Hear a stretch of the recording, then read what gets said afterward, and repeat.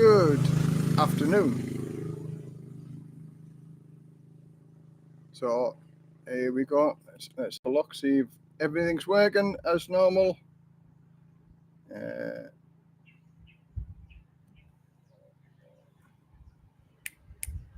Yeah, looks like everything's working.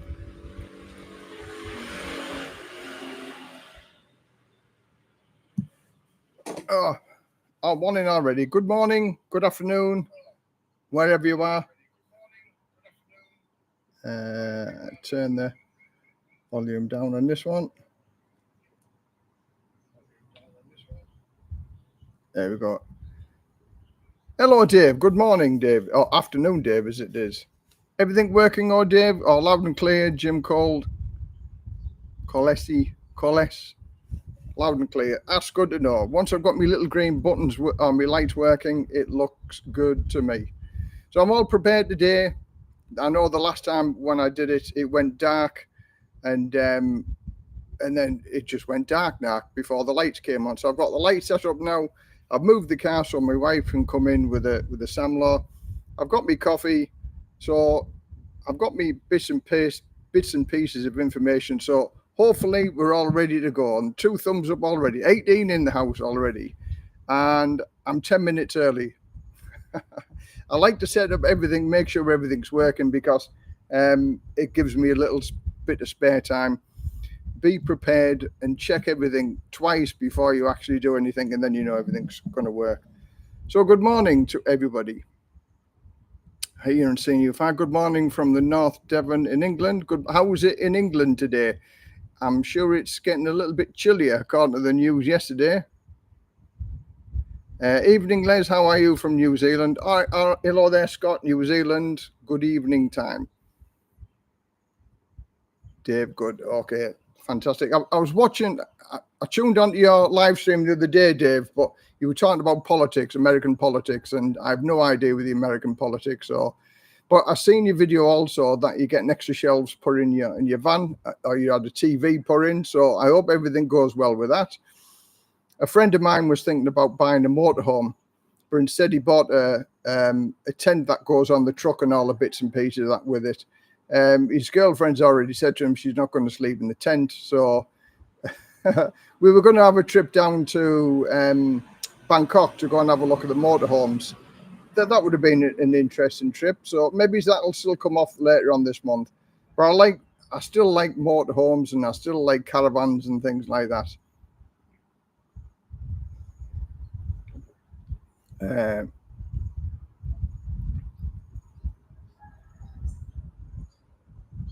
Hi, Les. I commented on the other post regarding the chat today with 2 questions as I work nights and need to sleep. Okay, fire away if you've got any questions. Morning, Les from north of Scotland. Good morning. All good, thanks. Afternoon, Les from Nong Khai. Good afternoon. Billy Bob, hello. Twiggy. Les Wood, 10 million baht and 40,000 baht pension a month be enough to live on in Thailand. How's your sister doing? Health from New Zealand. I'll answer that in a minute. So 10 million baht and 40,000 baht per month pension. 40,000 baht a month. I wouldn't say you were struggling on it, but you could have a better lifestyle if you opted up to, like, say 65,000. But with a 10 million baht backup, you could easily do that, and you could have quite a good lifestyle. I live on, I can't do the calculations because I haven't got it on me computer at the minute, but £1,400 a month. So if you do the calculations, that's how much we spend every month for myself and my wife, and we're buying this house. So we live quite a good lifestyle on £1,400 a month. Good morning, Les from Chile, UK. Hey up, Les. How are you? It's miserable here. Windscreen scrape. Oh, yeah, October time. We're getting there, aren't we? Okay, my sister. My sister's doing okay. She's still a long way out of the woods, and I've talked to her, and many people have asked what was wrong and things like that. And I've talked about various illnesses with various friends and things like that. Sadly, my sister was diagnosed with lung cancer. So she had the operation. She's got part of a lung taken out. And also now she's on chemotherapy because she's got cancer in the other lung as well. So the prognosis is pretty good. It hasn't spread anywhere else in the body, but she's doing the chemotherapy now and suffering from the chemotherapy with the sickness and things like that. But it's a long, long road to recovery. She was being a smoker all of her life, so although she's in denial that the smokers could have caused it, it might have been something else. It's not just cigarettes, but then that's a smoker being in denial over the possible causes of doing it. It's not to say it's guaranteed, and that's true, but lung cancer, it's not a pleasant thing. And she had a big operation. Now, she was supposed to be having 4 little robotic operation, it was called, to remove a part of the lung. But because she's been a smoker, all her lung was black and sticky and tacky. So then they had to do a massive cut from underneath the boob right the way around the back. So it was a big operation. So thanks very much for asking. And it's in the public domain now that my sister had the lung cancer. And that's why I went back to the UK. So, yeah. Okay, question. It's like question retirement visa. Can you have an online business still? And what happens if a person runs out of money while in assistance living place? Okie dokie. Okay, a couple of questions there. Yes, you can have an online business. I mean, technically speaking, this is an online business because I'm doing the YouTube. It's a grey area. But if you make your money in Thailand because of an online business, then it's taxable. But if you have an online business where you're doing the work and you're getting the money, say from America, Canada, Australia, anywhere apart from Thailand, it'd be okay. But technically, it's still working online, and still technically you could be not fined, but asked to pay tax on that income. And the tax rules at the minute are still up in the air, so I can't say anything else about the tax type of thing. But working online, as long as you're earning money from another country, I can't see any problem with that. And yes, you can get your visa on that. And as far as running out of money whilst in assistance living, well, how can I say that?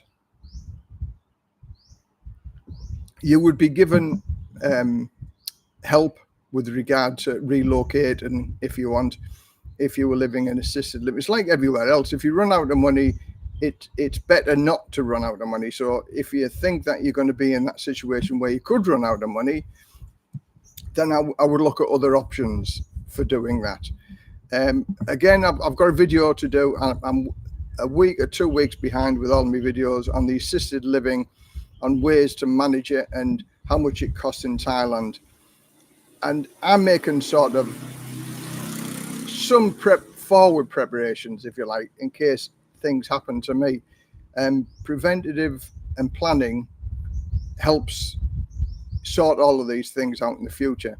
Like, for instance, in Thailand, if you rent it, I mean, like, okay, look at this place. This is a house. We used to rent this at 12,000 baht a month. I could get a living nurse looking after me 24 hours a day, and that would cost me 30,000 baht, about £700 a month. You'd pay there for a week without any nurse. And if you had nurse treatment, things like that, then the cost just goes up and up and up and up. So have a look at your finances. If you think you're going to run out of money on assistance living, then I'd look at other options, to be totally blunt and honest about it. Thailand is a cheap place, but you still need money to live here. But again, I'm going to come into that next week and ways of how you can finance it. If you've got a house already in England, America, Canada, Australia, whatever, there are ways and means around it. And it's just a case of looking outside of the box and making plans and preparations, and it can be done. Anything is possible here in Thailand. And again, I'll go through some of my thinking, my logistics thinking of it, on what's going to happen to me if I go a little bit la-la or get dementia or Alzheimer's and things like that.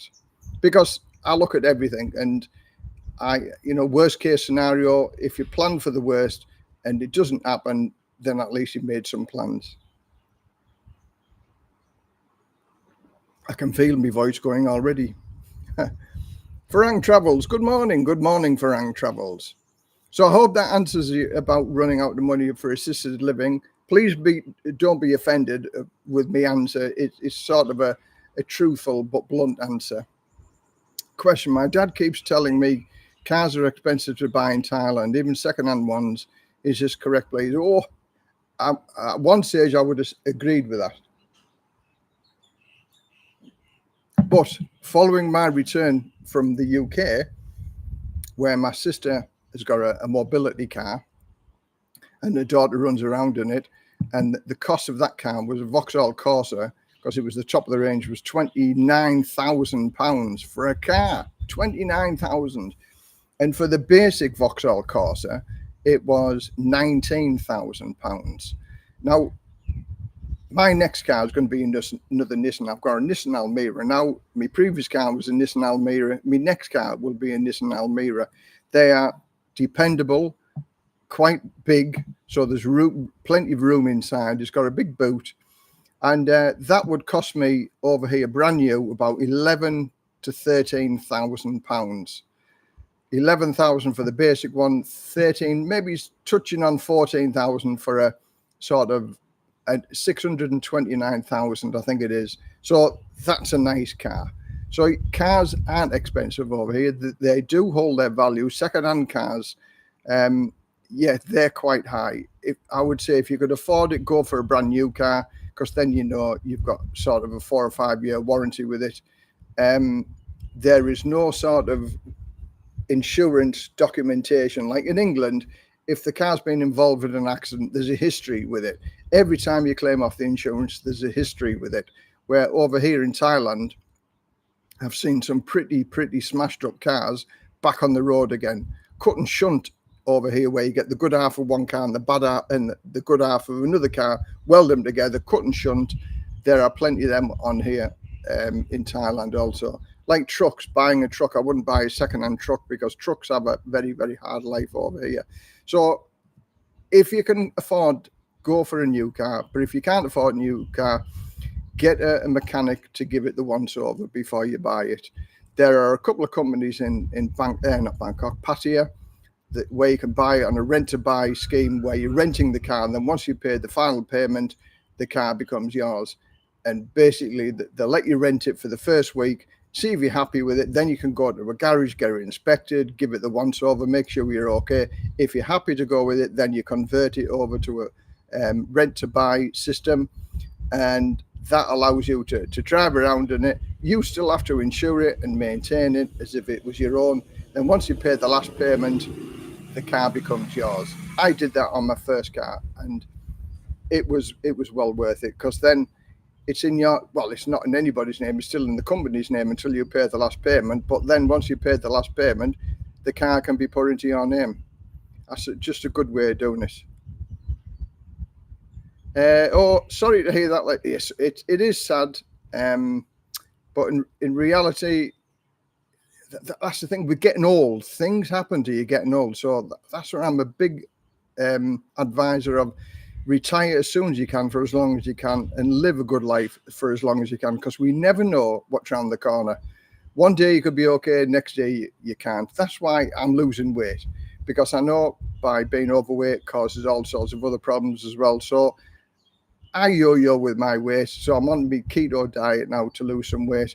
Hopefully I'll get down to a 95, 100 kilos, and I'll feel happy in myself. But with weight issue, it just causes other issues as well. Thankfully, touch wood or plastic is my desk that's in front of me.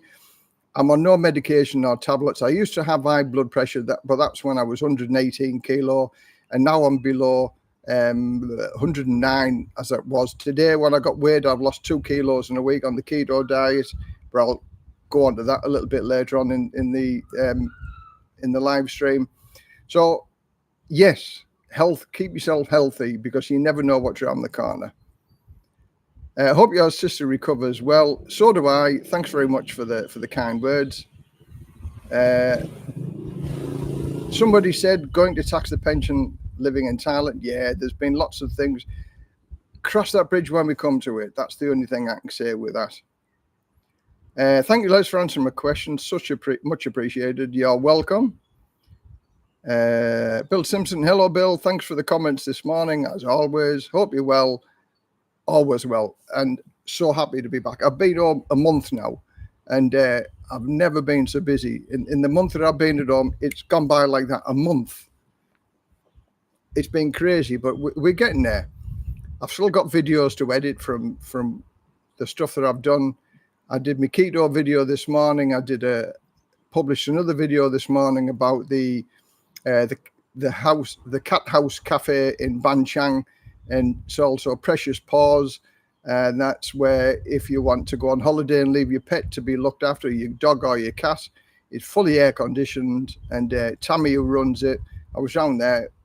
Fantastic operation, full of caring people there. It's manned 24 hours a day, so the pets are never left alone, and it's such a well-run establishment, and it's very, very good. So that's on my videos as well. I did a couple of house viewings. Pim, our landlady, she's got about 10 houses in this location. She's just totally renovated one of the other houses, so I did a video for that.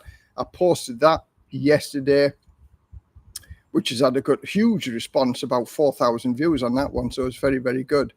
But her houses are phenomenal. She does it to a very, very good standard. So I'm sure there'll be people wanting to view that next week, so we'll see. Because the other house that she had, I put it on the last live stream, or one of the last videos that I did, and the second person to come along booked it, and so they've taken that off the market now for at least a year. So yeah, Pim's house is a very, very good standard of decorations and furniture and stuff like that, so they go very, very quickly.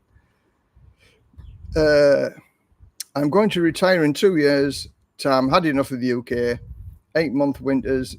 Every week feels like a month. Every month feels like a year. I was there for the summer with my sister, and they said it was the worst summer since 2015, and that's probably right, because it was freezing cold. I did many walks along but I always had a jacket on, and my last walk along the beach was freezing cold, and that was like at the beginning of September. Crazy, isn't it? Yeah. I like the warmth all the time, and over here it's lovely and warm all the time. Can't complain. Walking's good for your exercise. Yeah, I did a lot of walking when I was in Redcar, but not so much walking here because it's baking hot. And we have lakes around by our house. Our house is called Lake Home, and there's plenty of people walking around at dusk, so just before dusk when it's a lot cooler, walking around the lakes. I might take that out, I might do that a little bit, but no, exercise, I'm not really one for exercise. But I can control my food, no problem. Once I stick to it, I'm stick to my guns, and I'll do it. And I've got no problems with that. Any thoughts on the carnivore diet? Well, the keto and the carnivore are sort of a similar diet type of thing, meat-based. But I've looked at the carnivore diet, and it sort of makes sense to me because I've watched the YouTube documentaries on the carnivore and the keto, and in reality, it's like caveman days, isn't it? The hunter-gatherers, and that's what we're used to, not this ultra-processed foods that we're eating with donuts and the bread. Watching a video yesterday about it, and the amount of processing that goes into all of our food. They're killing us off with processed food. Crazy. Good afternoon, Les, from a humid Karat. Good afternoon.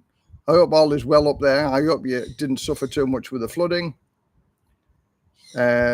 Question, hi Les from Koh Samui. Have you ever had to renew your passport in Thailand? Have you done any videos on this? No, I haven't. When I went back to England, I renewed my passport. I had 1.5 years to go on my passport, so I renewed it when I went back to England. I've lost 1.5 years, but hey ho, it was easier to renew in England than it was to do here. So, sadly, I haven't had any experience with that, but I've talked to 1 or 2 people that have changed the passports. and that was with Key Visa in Pattaya. Now, sadly, Darren died a couple of years ago of cancer, so he was the only guy that he used to send people to for doing the passports. But you can do it if you just go to the British Embassy in Bangkok, or even just send them an email. They'll tell you on how you can do it. It's a little bit more expensive than doing it back in the UK, but it's obviously also convenient because you don't have to fly back to the UK.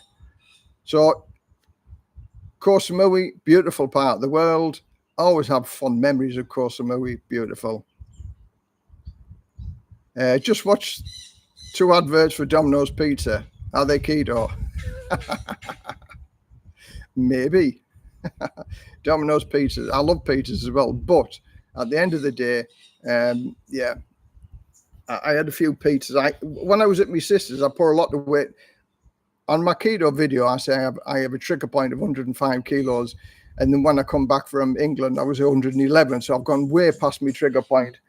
But because my sister was ill, I lived on pizzas. I lived on kebabs, takeaways, stuff like that, parmos, because she didn't like the smell of the cooking and things like that. So it's not as if I could cook in her house while she wasn't feeling very well. So lots of takeaways, pasties, pie, sausage rolls, bread. Warden's bread was my probably number one food that I ate. Toast and bread, sandwiches with everything. So yeah, it's my own fault, but I knew I could go on the diet when I come back to Thailand. And the keto diet for me is such an easy diet to follow. Right. Just looking forward to retire to Thailand next year. What's the best way to get my retirement visa? Is it best to just buy my one-way ticket and get an agent to sort it out when I get out there? If you're just coming here on a tourist visa, then 9 times out of 10, you're going to have a return trip or a flight out of Thailand. Thai immigration want to see that if you come, you're also going to go as well. So that's quite easy to do. You can buy a cheap ticket to Cambodia, Laos, or Vietnam, or something like that. Maybe it's for 40 or 50, well, not even, maybe it's 30 or 40 pounds for a flight out of Thailand. And then once you're in Thailand, you can do it 2 ways. You can either use an agent to get your visa, or you can do it yourself. If you have the 800,000 baht to go into a bank account, that's the easiest way to do it. And if you're of an age where it's prohibitively expensive to have medical insurance, then I would say use your 800,000 baht, which is about 20,000 pounds, 18 to 20,000, something like that, depends on the exchange rate. And you can do 2 jobs with that. You can use that as your easy ticket to get your retirement visa, and also self-insure with that. So if you ever need to go to the hospital and you've got 800,000 baht cushion to go to the hospital. So that's the best of both ways. Getting an agent to do it, an agent that I send people to, charges about 30,000 baht for a retirement visa and opening a bank account as well. And opening a bank account isn't as easy as it used to be. So therefore, you need to have an agent to do it. And that's about 5,000 baht to open up a bank account. It can be done without an agent, but it's much, much, much, much, much more difficult to do. So that's the simple answer. But if you want any more information on that, send me an email, and I'll gladly give you some advice on how to do it. And if anybody wants to talk about anything with regard to have a one-to-one conversation, I do offer a service, $10 for a conversation with me through WhatsApp, a face-to-face conversation. You can ask as many questions as you want. And if you don't get the answers you require, then you don't have to pay the $10. And whether the conversation lasts for an hour or if it lasts for 3 hours, it's still the same price, $10. So I've had quite a few people who do that. And it's good because you can have a one-to-one conversation, and it's easy to do. I've been here for 12 years, so I sort of know my way around. I have all sorts of little workarounds for various things. And I'm a strong believer there's a solution to every single problem. And there's ways around everything. Legal, I would never expect anybody to do anything illegally. So any advice that I give to people, it's all legal and above board. It might bend the rules a little bit, but we live in a Thailand where rules are bent for everything every day. So best wishes on retire, Ross. Hope everything goes well, and good luck. It's beautiful here. You won't be disappointed. Les, is it better to rent or buy in Thailand for a condo? Now, the sort of swings around about with that. Renting a condo is fairly cheap. And if you get some annoying neighbours who just move in next door, or if you just buy a condo and you just find out that the condo next door to you is an Airbnb rental where people move in and out all the time and it's noisy. And if you buy your condo, then you're stuck. So on some condos, you can actually rent to buy it, where you just rent it and you give it a month or 2 months. And if you like it and everything's okay, then you can buy it. That's what I would say to do. But to buy a condo, again, there are many people having many problems with condos, especially with the various people that are moving in from around the world. And the, okay, let's say it how it is, the Ruskies cause all sorts of problems. And, they can be loud, obtrusive, and, you wouldn't want to live next door to one. But that's just what I hear. It's what people tell me. And also, by renting it, if you get sick of some place, you can go live somewhere else. But a condo, I would say, if you're going to buy a condo, it's your condo. The likelihood of selling a condo, again, it all depends of areas. But like Bangkok, not Bangkok, Pattaya, the bubble is going to burst. There are too many condos available and not enough buyers. So if you buy one in Pattaya or Jomtien, it's going to be yours for a long time. Bread, the devil's food. Yeah, it is, but it's so nice. Lakes are a heaven for mosquitoes, as it's stagnant water. Do you have any problems with them in our house? No, we don't. I'm lucky, really, that I don't get bothered by mosquitoes. I know they bite me because mosquitoes are everywhere, no matter where you go in Thailand. But I'm lucky we don't get bothered by them. I don't have big red welts on my legs and things like that. So I'm lucky here. Although we're surrounded by lakes, then maybe it's like, 300, 400, 500 meters away from actually where we live. I mean, just over there, about 500 meters, there's lakes around there as well. So no, in your answer, we're not particularly bothered. We don't have any stagnant water or just water just laid around here. We empty plant pots if there's water in it. If we have bowls that are upside down and water, we empty them. So you just make the place uninhabitable for mosquitoes. And we don't really have any problems. So we're lucky as far as that's concerned. Scott Green, rent. Does your flight out of Thailand have to be within so many days? If so, how many? Yeah, I mean, your tourist visa is for 60 days now. If you're coming in from 90 or different countries, your tourist visa only has to be for, your tourist visa will be 60 days, and then you can extend that by 30. So basically, you could have that flight going out anytime during that 60-day. And when you renew your visa at the immigration, it'll cost you 1,900 baht for an extra 30 days. And they won't be looking at your exit visa or your exit flight at all, because it's just you're extending your visa. So as long as you've got an exit flight within them first 60 days, you shouldn't have any problem.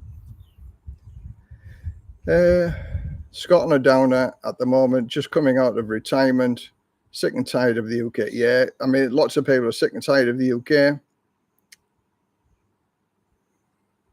Retired on the beach, there's some information on the overseas renewal process on the UK government website and the subject. Okay. If negotiating rent for a condo, maybe you could have a noisy neighbour clause where you can cancel it. Yeah, I mean, that would be a good thing to do for sure. All right, just have a look. Can you join the expat as well? Yeah, you can join the expats club in Pattaya. That's well worth attending.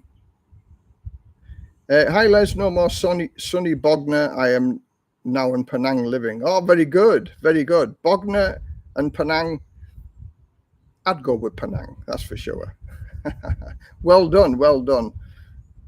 I thought it was when I did my round the world trip, we sort of was going to go to Penang, and we ended up in Butterworth, Georgetown, I think it was, something like that. And I thought we were in Penang, and I'm thinking, what does everybody rave about this place? And we were there for 5 days, and I didn't realise that Penang was over the causeway, beautiful part of the beach. So we will be going back to Penang one day. That was the only mistake that I made on my round the world trip as far as location wise. I thought we were in Penang when we were in George Butterworth, something like that, because we got off the train and we were in the wrong location. But hey ho, it was an experience. But lovely for living in Penang. Well done. Thinking of moving from the UK to Thailand to live a luxury life in Thailand, how much would it cost roughly per month? Well, I've got no qualms. I tell people we live on £1,400 a month, and we live quite a good lifestyle on £1,400 a month. If you have any more, it's going to make life better. If you have any less, but you can cut your cloth to suit, if you like. I know people who are living on the state pension of £800 a month here, and they live an okay lifestyle. The gentleman that I'm going to describe he likes a few beers. He gets his regular adult entertainment every Saturday, and he frequents the bars almost every day, and he can do this on £800 a month, and he lives a far better lifestyle on £800 a month here than he would do in the UK. So read into that what you like, but he has a good lifestyle over here for £800 a month. So then you just go for the more money you have, the better lifestyle, the better choices that you have. But yeah, certainly £1,000 is probably the sweet spot. Anything above 1,000 and you're doing okay. Also, what is the banking system like there? They don't hold your money and do loads of... No, they don't. As far as insurance is concerned, you're only insured for £1 million baht over here, where in England, I think it's £80,000. So if a bank goes bust, you're insured for £80,000. It might be a little bit more than that, but over here it's £1 million baht, which is about £20,000. So any more than that, and if the bank goes bust, then you ain't going to get anything back. But again, I don't have anywhere near that amount of money in my bank account, so I never have to worry about that. Koh they are clamping down on unregistered and illegal registered built villas. Yeah, I think they're going to, because there's lots of stuff that's been built that shouldn't have been built. Charging the owner 5 million baht to demolish. Oh, yeah, well, there's a few buildings over here that have been built also that haven't had proper planning permission. So it happens everywhere. Yeah, brown envelopes are getting shuffled around, and people will get conned out of money. And when all said and done, trying to fight for your cause again, to get your money back, is a very, very difficult thing to do here in Thailand. Due diligence. Always use a lawyer. Don't use the company's lawyer. Go and get your own lawyer. Then at least you've got a better chance of ticking all the boxes. I know a certain person that used the lawyer to buy the condo, and the lawyer told him not to buy the condo because there was all sorts of problems. Now, I can't go into detail for obvious reasons, but it was the best £400 she spent getting that information, because otherwise she would have bought trouble and she would never have been able to get out of it. So yeah, use a lawyer, spend a little bit of money. Due diligence always pays. Highlights plan to sign up for a condo and fly back to the UK for 4 weeks. So when I have one-way flight, we'll have to address. So will I need to outward flight for immigration? You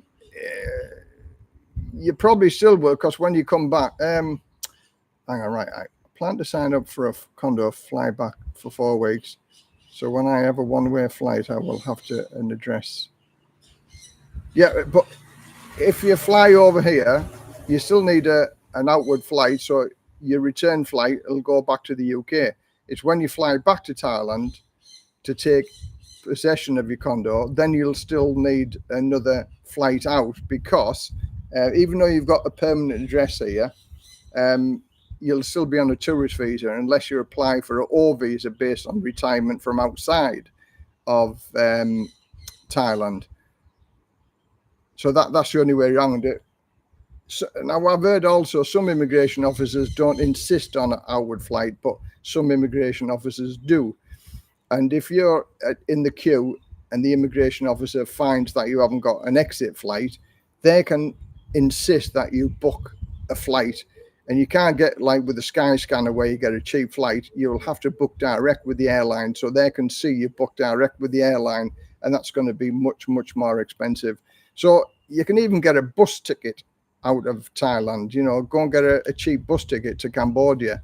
You might get something like that for $10. All it is just proof to say that you're actually going to leave Thailand within a certain period. Do you have a maid and a cook? Yeah, she's called the wife. The wife cooks and the wife cleans.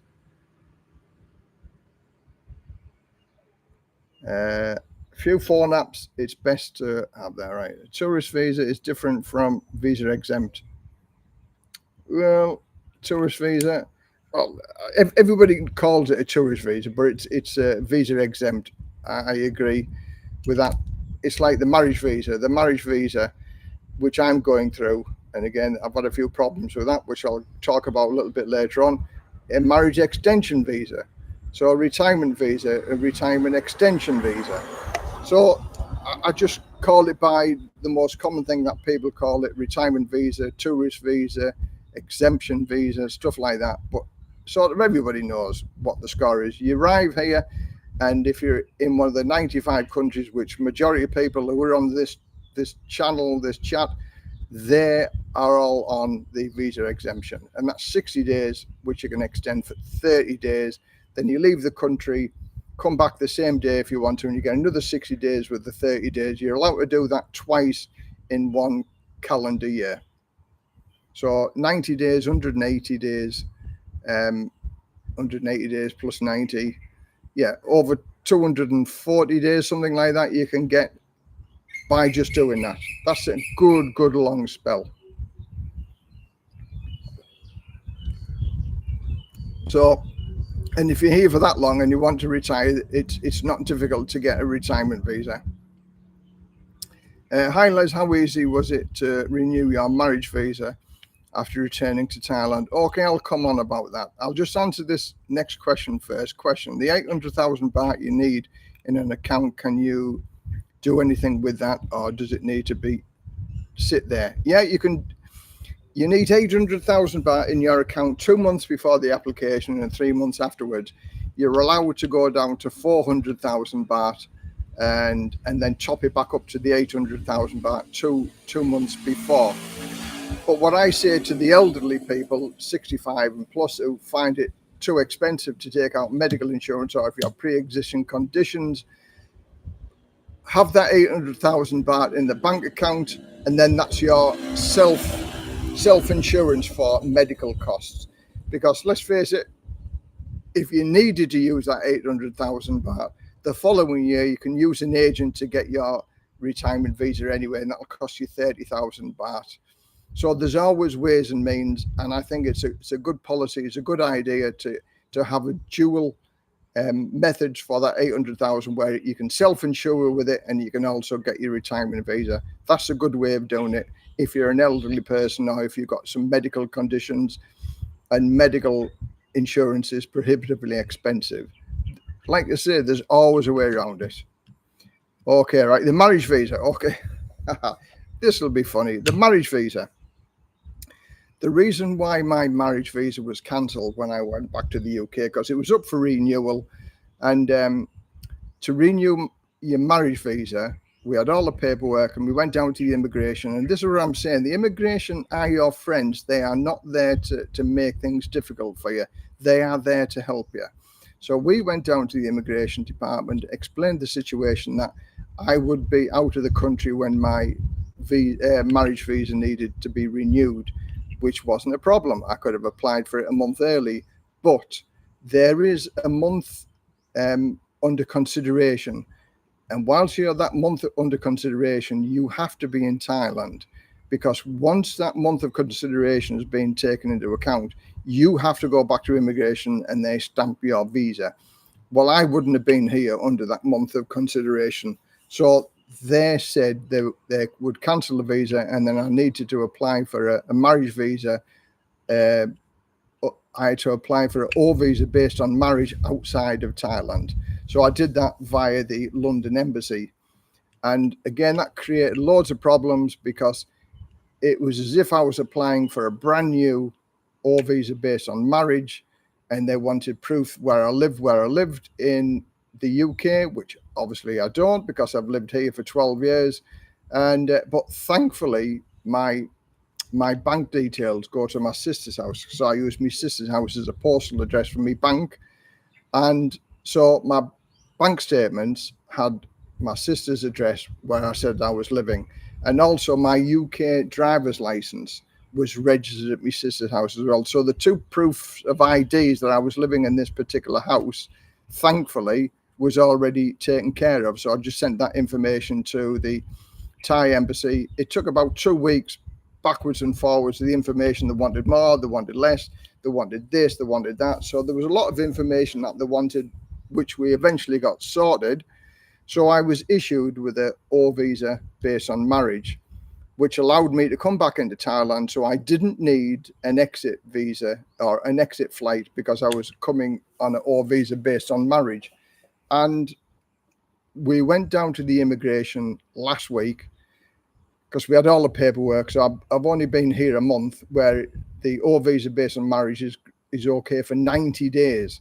So we went to the immigration department, and she said we were too early. She said, we have to have less than 30 days on my visa left to apply for the visa based on marriage. And I explained to the lady, I said, we wanted to make sure that all our paperwork was up to date. Everything was all the boxes were ticked type of thing. So we just come in here. So she just went through all the paperwork, looked at all the paperwork, and said, yeah, okay. The only thing we have to do now is take a witness with us the next time we go to the immigration, to say, yes, the witness knows that they've known us for at least 2 or 3 years or something. So that's no problem. All the paperwork's been done now. But what added to the frustrations is that, because there was loads of photocopies to do and paperwork to do, our printer broke, or the scanner broke. So we took it to the shop in Rayong, which is 40 minutes away, to get fixed. And lo and behold, sod's law, it was working when it was in the shop. So she said, there's nothing we can do about it. It's working. I can't see anything that's wrong with it. So we got it home. As soon as we plugged it in, it didn't work. So back down to Rayong, and we bought a brand new printer rather than mess about with all of this stuff. So yeah, it's a bit of a stressful time getting a marriage visa. The paperwork is phenomenal. I'm going to do a video on that, because I've done all the bits of videoing. I'll just need to edit and put it all together, and that will be about my marriage visa.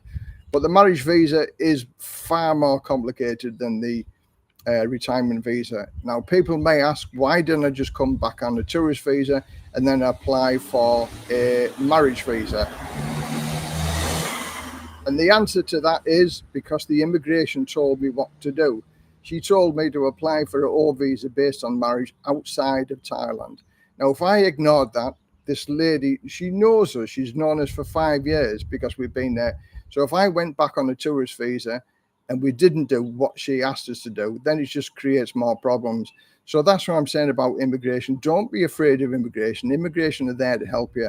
She gave another suggestion for us to go onto a retirement visa, but because I hadn't been putting 65,000 into the account for 3 months, I couldn't go on a retirement visa.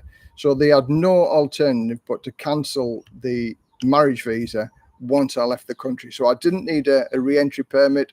So as soon as I went through immigration at the Bangkok airport, then my visa was cancelled, and I just came back in on an O visa based on marriage from a Thai embassy in London. Now that was a long explanation, but watch the video. it'll go into, and I'll do the paperwork and you'll see everything. But it is possible. If you have a 5-year DTV visa and you renew your passport halfway through, does this visa get transferred automatically? Yes, your visa, well, it doesn't get transferred automatically. You've got to take your passport in, and they'll charge you a fee. It's usually about 400 or 500 baht to transfer the paperwork, if you like, onto your new visa. It's like me, because I got a new passport once I went to the UK. When I came back, because now my address had to be renewed and the details had to be put into my new passport. So that cost me 100 baht, which is just over £2, for them to write me a new address certificate, even though it's exactly the same address, but to transfer it from the old passport to the new passport. Also, your bank account, because your passport is linked to your bank book or your bank account. So when you come back with a new passport, you've got to go to your bank and change your details. And so they did all of that lot for us as well. So once you change it, there's a lot of paperwork to be done. Same with your driver's license. You've got to go and renew your driver's license, because your passport number is your old passport number. And now I've got a new passport number. So there's many things you've got to change over in Thailand once you've got a new passport. So trying to think of them all. So it's your passport, your bank, and immigration, and proof of address, stuff like that. So that there are things to do if you change your passport. Congratulations on the weight loss. You look so much healthier than in your older vlogs. Yeah, thank you very much. Okay, it's only a couple of kilos at the minute, but I'm well on my way down. And I know for a fact I'll do it, because I've done it before. As I say, I've lost over 20 kilos on the keto diet, which is an easy diet to do. And I can eat what I want to do. And I've got a sweet tooth. So one of me things on my videos that I put right on the end for the link is the keto, it's the keto cheesecake fluff. I love cheesecake. So the cheesecake fluff is cream cheese, and peanut butter with some artificial sweetener. It is absolutely beautiful, full of calories, but full of fat type of thing. But it's the calories. I have that at 5 o'clock, and I have one meal a day, about 12 o'clock, and then I have my keto cheesecake fluff at about 5 o'clock. Then I have nothing else until the 12 o'clock the following day. But the keto diet is, you don't feel hungry on the keto diet. You really, really do not feel hungry. It turns that hunger switch off once you're into ketosis, which takes maybe a week or so. But I can't sing the keto diet praises enough.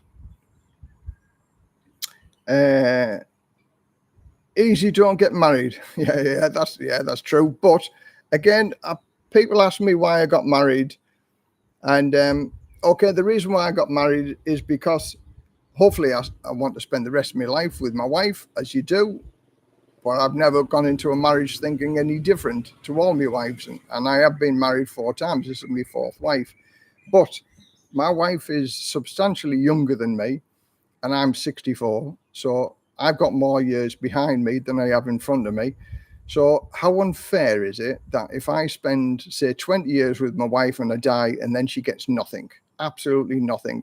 So then she's had 20 years of living with me, and how does she restart again? But by us being married, my wife gets my fire brigade pension for the rest of her life. So she's took care of me for the best part of 20 years. If we say 20 years, it's going to happen. So I'm going to take care of her for the rest of her life. I think it's a little bit unfair if you don't have or make provisions for your girlfriend or wife at the end of your life, time. And this has happened. I've seen this happen in 2 Thai girls that I know. They thought they were going to get the husband's pension, but no, they got absolutely nothing. They got the bill to bury the husbands, and that was it.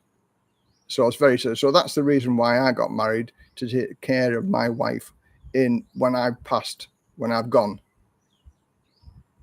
But yeah, it's easy not to get married. That's probably the cheapest way. I was told 65k a month for a year. Yeah, there's 2 methods, the 800,000 baht or the 65,000 baht a month method. Now, again, somebody sent me a message with regard to on your first visa application, they want 800,000, but they always say that anyway. But I also have been told by an immigration officer that as long as you put 65,000 baht into a bank account on your first application, into a Thai bank account for 3 months, that classes as the income method. But I've had another subscriber who tell me that they want to see 65,000 baht in your bank account for 12 months before they'll give you the income method. And I can understand that as well. So a way around that, of doing that, is in your first year, get an agent to open up your bank account and to get you a visa. Now, this lasts for 15 months. So you've got 15 months in which to get all your ducks in a row, if you like. So it works out, you've got an O visa for 3 months, and then that's converted into a retirement visa for 12 months. That gives you 15. So for them 12 months, you can put 65,000 baht into a bank account every single month, which then covers you for your 12 months, showing the immigration office that you've had the income method. So you don't have to put 800,000 baht. You don't have to use an agent again after a year, because the records show that your bank account, there's been 65,000 baht put into your bank account every single month. That's the income method. That is probably one of the easiest ways of doing it, and it's not difficult at all to do it. So I have the income method on my marriage visa. If you're married, you only have to show 40,000 baht a month coming into your bank account, or 400,000 baht in a Thai bank account. So, you know, we don't transfer 65, so I would never be on the retirement visa, because we don't spend that much every month. So I hope that helps. But yeah, 65,000 on the income method. Blah, blah, blah. Thanks for your answer, Les. Top man. I'm making plans now to come out and look for a longer term accommodation. So your info is valuable. Cheers. Much appreciated. Again, I've been here for 12 years, so I know a lot about this, and like workarounds for visas and things like that. Workarounds for everything. There's always a solution to everything.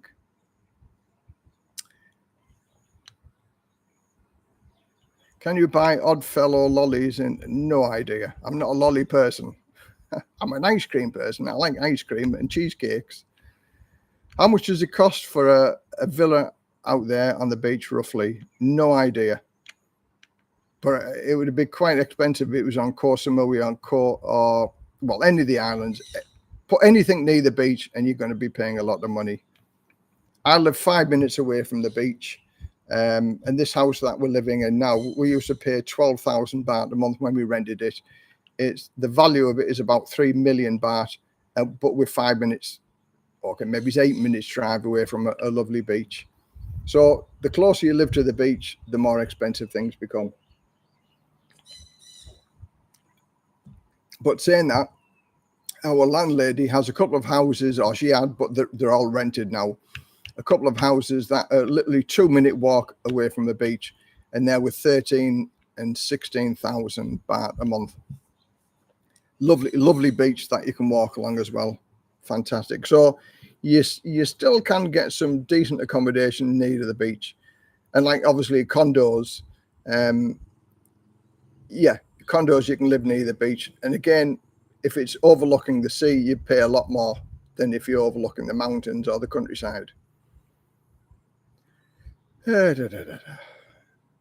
Absolutely, estate planning is quite prudent. Yeah, have a look, have a live in the area before you commit to anything.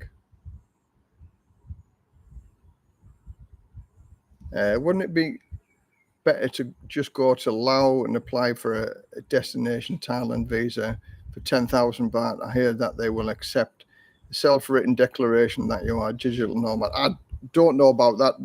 That's a new thing that's just coming in. DTVs. Again, there are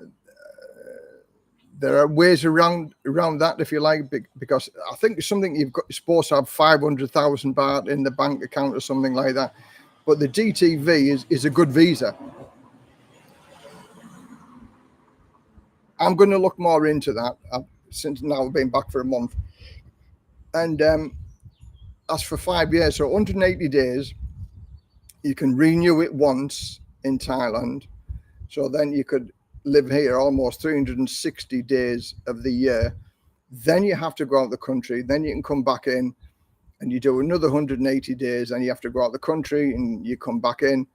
And you can do that up to 5 years, which is a fantastic, absolutely fantastic way of doing it. But it's 10,000 baht a time, I'm led to believe. Some people said it's 10,000 baht, a one and only payment, but I can't see that. I think it's 10,000 baht per application. So, that's 20,000 baht a year.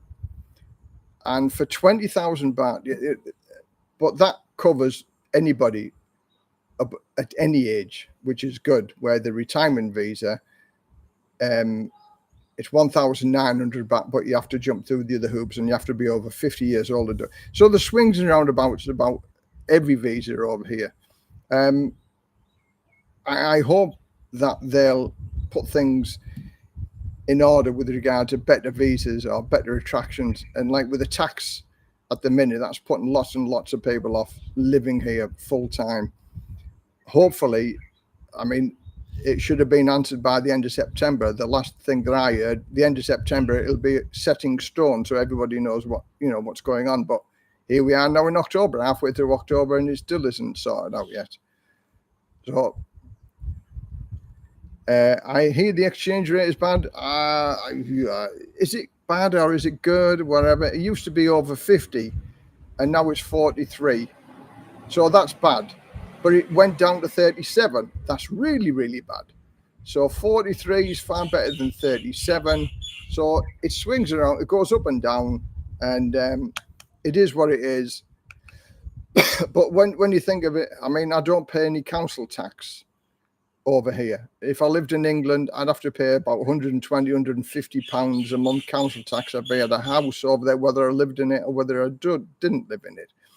So the price of fuel over here is cheap in comparison to England. So it swings and roundabouts, and you're still on the positive side of living over here. Even if the baht rate goes up and down, fluctuates, it is what it is.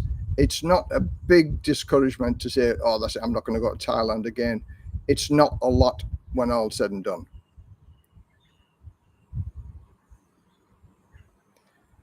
Next year, I'm due to renew my passport. I had forgotten all the things registered to my passport and didn't realize that those needed to be renewed. Also, every day is a school day. Good work, Les. Okay, thanks very much. Yeah, again, I learned something every day. Another thing that I learned I can't take credit for this because I watch other YouTubers as well. And Trevor Buzzin Pattaya was talking to the agent in Soy 6. I forget the name of the agent in Soy 6. But he was saying if you're going to apply for a bank account and try to get an education visa, don't apply for the bank account after you've got the education visa, because you will not be allowed to open up a bank account if you're on an education visa. So go and see an agent whilst you're here on a tourist visa. Open your bank account by going through an agent before you get an education visa, because if you get an education visa, you are not allowed to open up a bank account. Just a small snippet of information, but a valuable snippet of information if you want to go through the education visa route. Can you use a visa agent every year on a retirement? Yeah, you can use. Now, if you use an agent every year, if it's your first application for a visa, the guide that I send people to is about 30,000 baht, and that opens your bank account and gets your visa for 15 months, which is obviously your O visa, then your 12 months retirement visa. Then he'll do all the paperwork for you and renew your visa every year. And that might be about 12 to 15,000. So it's sort of like half the price of what you'd pay for the normal when you first open your visa. So yeah, a visa agent will do that every single year for you. No problem. Is it legal? It's another grey area, isn't it? But people say to me that visa agents are going to be a thing of the past. There's too many brown envelopes for it to be a thing of the past. And there are more visa agents now than there ever has been whilst I've been living in Thailand. Visa agents wave their magic wands and everything happens. And it's sort of a part of society. It's another grey area, and but it's accepted. I suggest everybody to do it themselves because it's not difficult to do, and there's always a workaround, and you don't need a visa agent to be able to do certain things that I can suggest. You can do it yourself, and there's ways and means of doing it, and it's not difficult. It's just knowing how to bend the law in your favor, if you like, and that'll cost you a lot less than using a visa agent, and it's probably more reliable than using a visa agent. 500,000 baht is about $15,000, which is easy for any expats. You didn't have to do the 90-day residency regulation, and it's not easy. I couldn't put my hand on $15,000, not at all. So I would disagree that it's easy for anybody to get all the $15,000. There are many poor expats over here that don't have a pot to pee in, if you like. So they would find it very difficult to get it.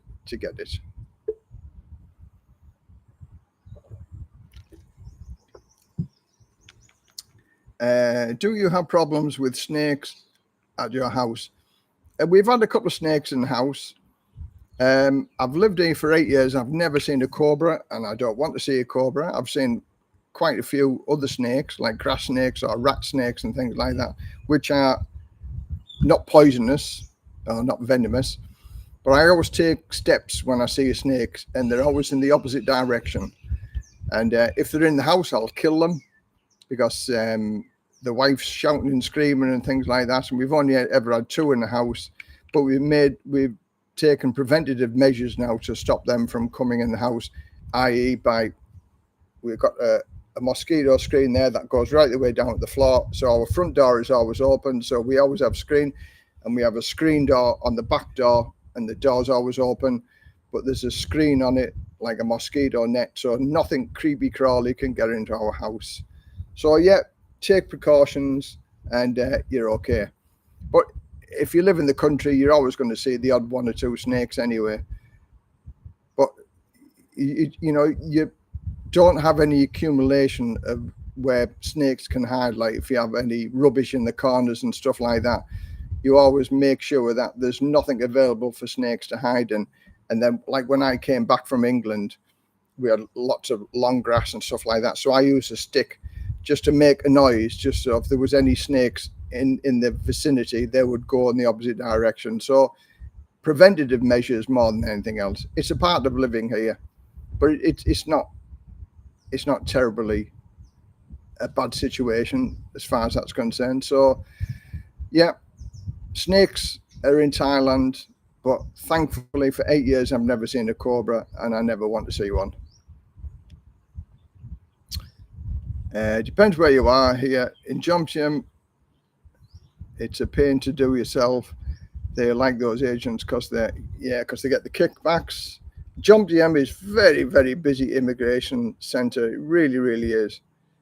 In Buriram, it's easy to do a visa. Again, a friend of mine up in Khon Kaen, because he got there lunchtime, they apologized that they couldn't see to him over the lunchtime period and brought him a bottle of beer out and said, hey, have a bottle of beer. We'll see you after lunch. Our immigration officer, she's not the friendliest person, but now we've known her for 5 or 6 years. She's coming around a little bit because she's seen us there often, but she's not the friendliest person.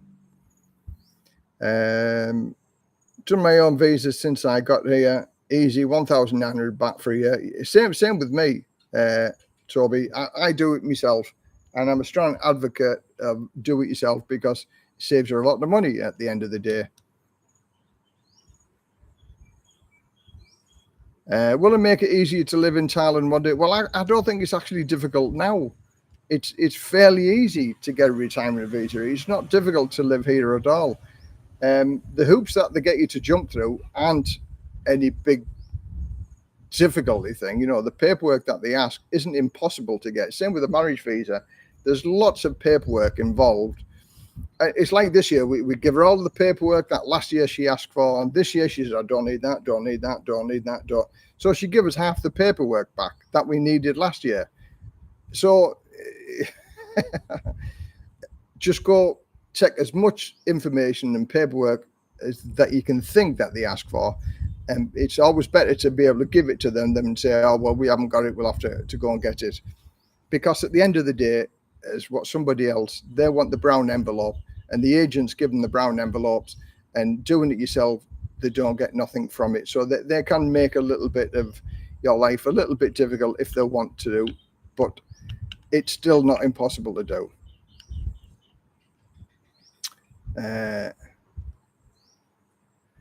Back in the village, they spread brown, smelly powder around the house.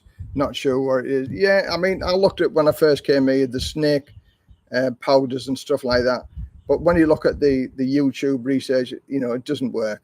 Snake spikes and stuff like that. We've got gravel all the way around the house now as well. Apparently, snakes don't like gravel. So we've got that all the way around the house, which helps. Because then there's no green area or long grass for the snakes to hide in, if you like. If it works, it works. Yeah, we've never really we've seen a few scorpions in the rainy season. But again, they're big and black and ugly things, and you can see them. I never walk on the grass bare feet because there's centipedes and stuff like that, millipedes. So at least flip-flops, even if I'm walking on the grass.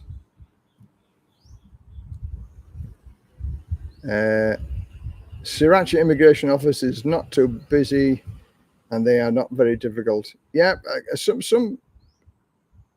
places are better than others. More sanity and normality from Les, a rarity these days. I speak it as it is. I don't lie. I tell it how it is. I can be quite blunt sometimes, but you just get the straight answer from me. There's no BS. I tell it how it is. And when people come around and see me, and I talk to them about realistic impressions of Thailand and things like that, and online dating and things like that, because I've been here for 12 years, I've seen it. I've got the T-shirt, and I can offer a lot of advice. But it's up to the person, the individual, whether they take that advice or not. And it's a warning more than anything else. And forearmed is forewarned, isn't it? Or forewarned is forearmed, something like that, whichever way it is. And the more information you can deal with the problems that come your way. For instance, if something happens, you can say, oh, yeah, Les mentioned that. Les has said that. Les has said the other. And hopefully the advice that I give is valuable, and it's helpful to many people on here.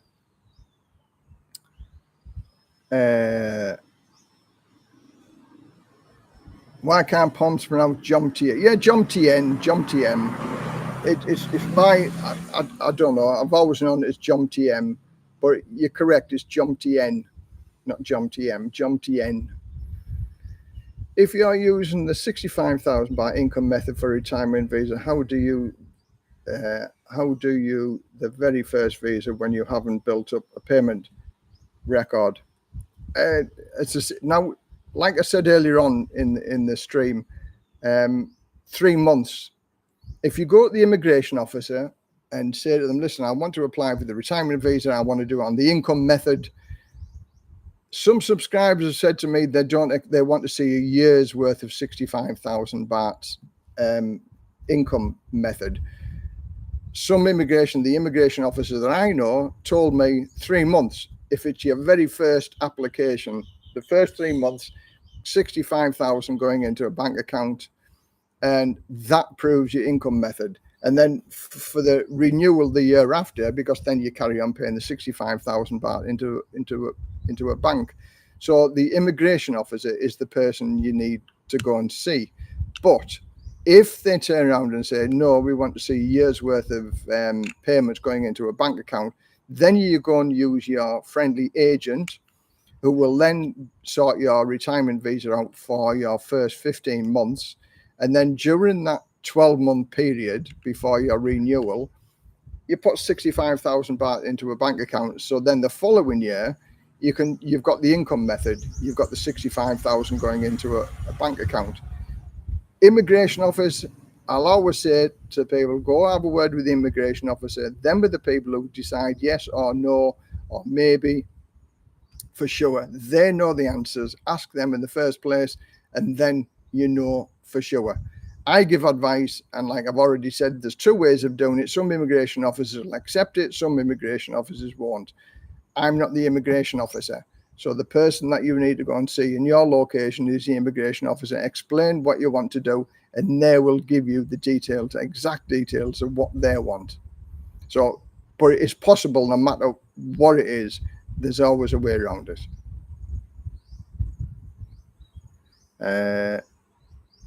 Bet you don't miss England. No, I don't miss England at all. So glad to be back here. As I say, with the weather, it's beautiful. I've got a fan going off in the background. It's just so nice to live here. Sunshine, blue skies. It makes you feel good inside.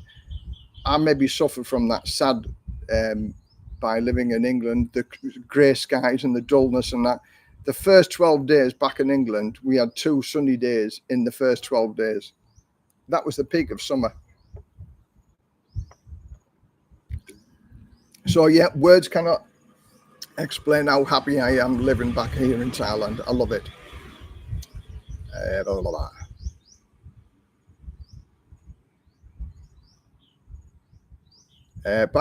Go buy a snake dog for a pet in your area. No, we don't want a pet. We don't want a dog, a cat, chickens, or anything else like that, because for me they're tying. So I prefer not to have a dog at all. As much as I like dogs, I just think they're very, very tying. I lost my Capricorn bank book here in the UK. I haven't been in Thailand for 5 years now. We'll have to go and get a new book and ATM card from Capricorn. Think I'll have any issue? No, not really, no. If you just say you've lost it, as long as you got your passport, same passport details that you got your account with, you just show them your passport details and just say you've lost your book. It might cost you a couple of hundred baht to get things. Well, you'll have to pay for a new card. But again, if it costs you 400 or 500 baht, it's not a big price to pay. Tenner, is it? So, no. As long as your Capricorn book was registered with your passport, same passport that you've got, you'll have no problem. I live in Bang Sari, love it here. Yeah, there's many places in Thailand that people like. Bang Sari is very quiet, close to the action in Pattaya. Yeah, I think about 30 minutes to Pattaya, I think, from Bang Sari. You can only do this one or either renewal. Your first application will have to be backed up by 800,000 baht. That's from the Udon Thani Immigration Office. You can't. You can only do this on the visa renewal. Your first application will have to be backed up. Well, again, as I said, the immigration office told me a different story down here. As long as you go and contact them, they will allow 65,000 baht a month for the first 3 months. And that's your income method. But again, you still don't have to have 800,000 because you go and see an agent and they'll take care of all of that for you. So again, there is a workaround with that. It's not the best workaround, but there's a workaround available. So you don't have to put, for those people who don't have 800,000 to put in the bank account, there's still ways of doing it. Or even you can do it on the tourist visa. Tourist visa, 60 days, extend it for 30 days, and still maintain the 65,000 baht into a bank account over the period of a year. You might have to do a couple of border runs and things like that, but it's possible. That's where an agent comes in, because it does away with that. You don't have to do all of them border runs and things. So there's always a way around it if you don't have the 800,000 baht. Banks are a good place to retire from New Zealand. Bang Sari, I've driven through it, but I've never spent any time in that, so I wouldn't know. In Trat Province, it's not easy make retirement visa. They need a lot of paper, 13-month statement from the bank, pictures of me and the house number, pictures in the bedroom. Oh, that must be a marriage visa then, because they only ask for pictures in the bedroom and that. Lots of paperwork if you're on a marriage visa. But a marriage visa isn't easy anyway. Great watch, lots of very good information. Thanks very much. I've been living in Thailand since 2020. My wife and I have done the visa every year. Not many foreigners in Karas. Keep up the good work, Les. Thanks very much. Much appreciated. Thanks very much. Banksia is a great place to retire, close to everything, yet nice and peaceful, and a beach town. Nice polo shirt, Les. Thank you very much. It's got my logo on it as well for Retired and Living the Dream. I've got maybe wear my retirement and living the dream mug as well. 290 baht I paid for this in Pattaya in one of the printing shops. 290 baht. You couldn't get one of them anywhere else, could you?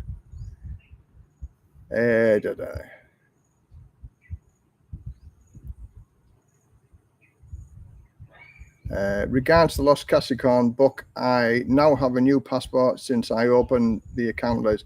Well, as long as you take your old passport with you, you know, then you've got your new passport you can do, because that's what I had to do with my bank book, because I changed from an old passport to a new passport. I took my old passport in, and they just did the photocopy, did all the paperwork, and transferred it over to my new passport number. So that's why your old passport is very, very, you know, still important, whilst you get all your paperwork and all your numbers changed over. It depends on which immigration office you go to. They all should be singing from the same hymn sheet, but they don't. I am colorblind. Is it still possible to get a Thai driver's license? I read they do a color blindness test, and it is difficult to get a license here if you've got color blindness. But again, have a look at the guy that does the license in Soy 6. Again, it's not my advice, it's from Trevor from Bus in Pattaya, and his agent that works in Soy 6. He can get you a driver's license, and he has his methods of getting it. So if you've got color blindness and you went for it yourself, you wouldn't get a license. But go and have a word with them people, and they can sort something out. Because when all said and done, I can't see why color blindness stops anybody from getting a driver's license, really.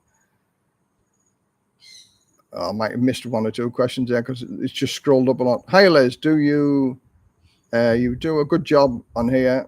I'm settling into my new life in Chaiyapoom. Been here for 6 months now. Thanks to your brilliant advice, I opened a bank account in Bangkok Bank, and great. Thanks very much, Chaiyapoom. I've got a friend who lives in Chaiyapoom. I've been there. Right in the middle of the country. But good luck for it. I hope everything goes well for you. Thanks very much for your kind words. So to use an agent for a bank account or retirement visa, you need a tourist visa, which you apply for in your own country, not the visa exempt stamp. No, you can come here on the visa exempt. You've still got to have 30 days on your visa, whether it's a tourist visa or visa exempt. Just use your visa exempt. I call it a tourist visa. Everybody calls it a tourist visa, but it's a visa exempt. Okay, you're correct. Come here on a visa exempt, and then you can open a bank account. You can get a retirement visa on that once you are inside of Thailand. You just go and see an agent, no problem.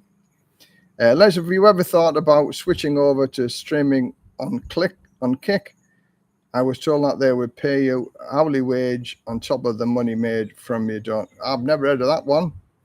I'll have to have a look at that one. But again, I'm just through YouTube. The other people use StreamYard. There's all sorts of. There's Dave from Got to Love Thailand. He does 2 streams a week. If you like listening to streams and things like that, Dave's a good guy. He uses StreamYard, and he can have other guests coming on. He can put all sorts of links and photographs up and videos up.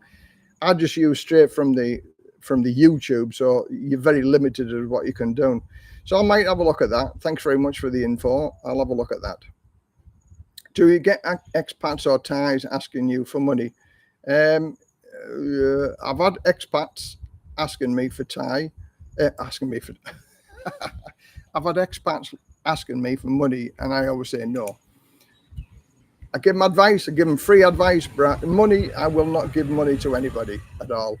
My wife is being asked by other Thais to lend money because she's married to a foreigner, but that's the same no matter where you are in Thailand, because some Thai people think if you're married to a foreigner, you must be minted, you must be loaded. But my wife doesn't lend any money out, and neither do I. And I would suggest that if somebody needs to be lending money off you, you say no. That's the easiest way to do it.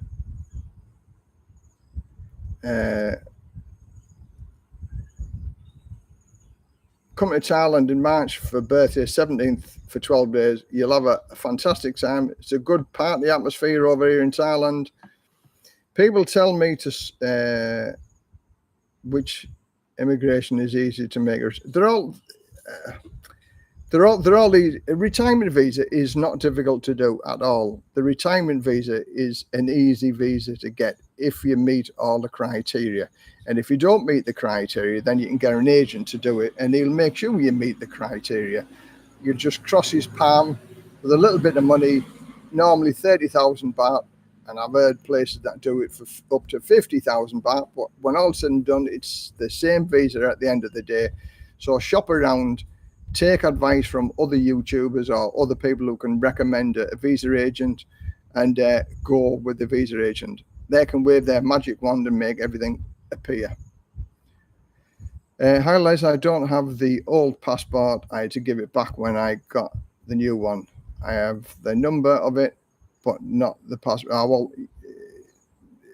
then I would say go open up a new bank account with the new book, with your new passport number, and use agent to do it, because you won't be able to do it yourself. They've made it so difficult to open up a difficult to open up a new bank account. So yeah, just do that. Go and see an agent. It'll cost you 5,000 baht, and he'll open you up a bank account, no problems, with your new passport book. Hi Les, if you lease land to yourself via a business, does it have to be a legitimate running business or just registered business? Now, leasing is it's sort of a grey area. It's like I have a lease here, a 30-year lease plus 30 plus 30. So when we have eventually finished buying this house, because we're buying this house on a rent-to-buy system, I mean, many people say to me, you know, once I pay the last payment, my wife can chuck me out. Of course she can. But I'm sure I'd get an indication that all was not well before I pay the last payment. So, you know, sometimes you've got to have a little bit of trust. But I've taken precautions that if anything happens in the future with me and my wife, once the house is paid for, I have a 30-year lease plus 30 years plus 30 years from my wife to say I am allowed to live here. So that cuts across any borders with regard to being thrown out of the house or losing the house totally. The other safeguard measure is because we're married. Okay, my wife is going to get this. This is how I look upon it. I look upon it in many different ways that other people do. Okay, people say I'm stupid because I'm buying the house and I'm not renting the house. So if I buy the house, it's a certain amount of money a year, and we've got this on a rent-to-buy system for a number of years. So let's use an example for 10 years. So if I rented this house for 10 years, 1.2 million, I think we would have paid in rent over the 10 years. If I buy the house, it's going to cost me more money. But that 10 years of rent, I've lost it totally, absolutely lost it 100%. If I buy the house and that same 10 years, then we split up, there's a residual value of that house. So because we're married, sorry, I've got a few little black flies flying around. So because we're married and there's no kids involved, things like that, it's sort of a 50-50. So let's say the house costs 3 million baht, right? And I've paid for it. But if we got divorced, then I'm entitled to 50% of that house back, which is, say, 1.5 million. But over the 10-year period, I've already paid 1.2 million in rent if I'd rented it. So I would have lost that anyway. So at least I'm getting something back if the proverbial brown stuff hits the fan. Do you see where I'm coming from? So you take precautions. You go and see a legal solicitor, a lawyer. and they will draw up the contract, so guarantee you will not lose any of your assets, or you'll walk away with something as opposed to nothing. So take advice, go and see a lawyer. But as far as on a business wise, again, go and see a lawyer. A lawyer will answer all of them questions. I'm not a lawyer, and I can't say if you do this you're going to be certain, if you do that you're not going to lose everything. A lawyer, as much as I hate lawyers, sometimes their advice is essential, and you're best off taking their advice. Last time I renewed my license, the colour test was in from the traffic light, just to learn that it did yellow, green. I placed, but they do not give licenses to people who are colour, and you only have to get one or two wrong, and they don't say, have another go, have another go, have another go. No, they're very sharp on that. I think Kauai is a place with relatively cool temperatures. Yeah, I mean, we're going up north for Christmas. We're going up to Ban Rak Thai, which is probably as far north as you can get in Thailand, and that's very, very cool in the winter. But we're looking forward to it. So we're Ban Rak Thai, then we go to Pai, then we're going to Chiang Mai for New Year. So Christmas in Pai, New Year in Chiang Mai, to let off the lanterns, which is fantastic. So I'm really, really, really looking forward to doing that. We're 3 weeks away in the whole of December. Good morning, Les, from dry but cold, sunny Dublin. Good morning from Dublin. Thanks very much for joining us. Hi, Les, from a dirty, suffering Chiang Mai since I've seen it on the TV. Wow, but the Thais are so resourceful. Within a month, everything is as if nothing will have happened. They are so good. I recommend a visa agent takes away. Yeah, it can take away the stress. It'll cost you a little bit of money, but they wave their magic wand and everything appears. Les, the visa and license place in Soy 6 Pattaya you mentioned is called One Stop Service. He's not the cheapest in Soy 6, but he does a good service, but he's not cheap. But again, there's other visa agents. If you want to know the visa agent that I send people to, and he's much cheaper.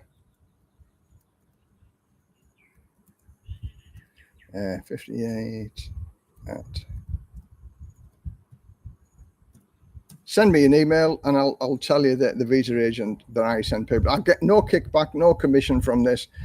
I'm squeaky clean as far as that's concerned. Unlike Kia Starmer, freebies and things like that, I get no kickbacks of anything that I do.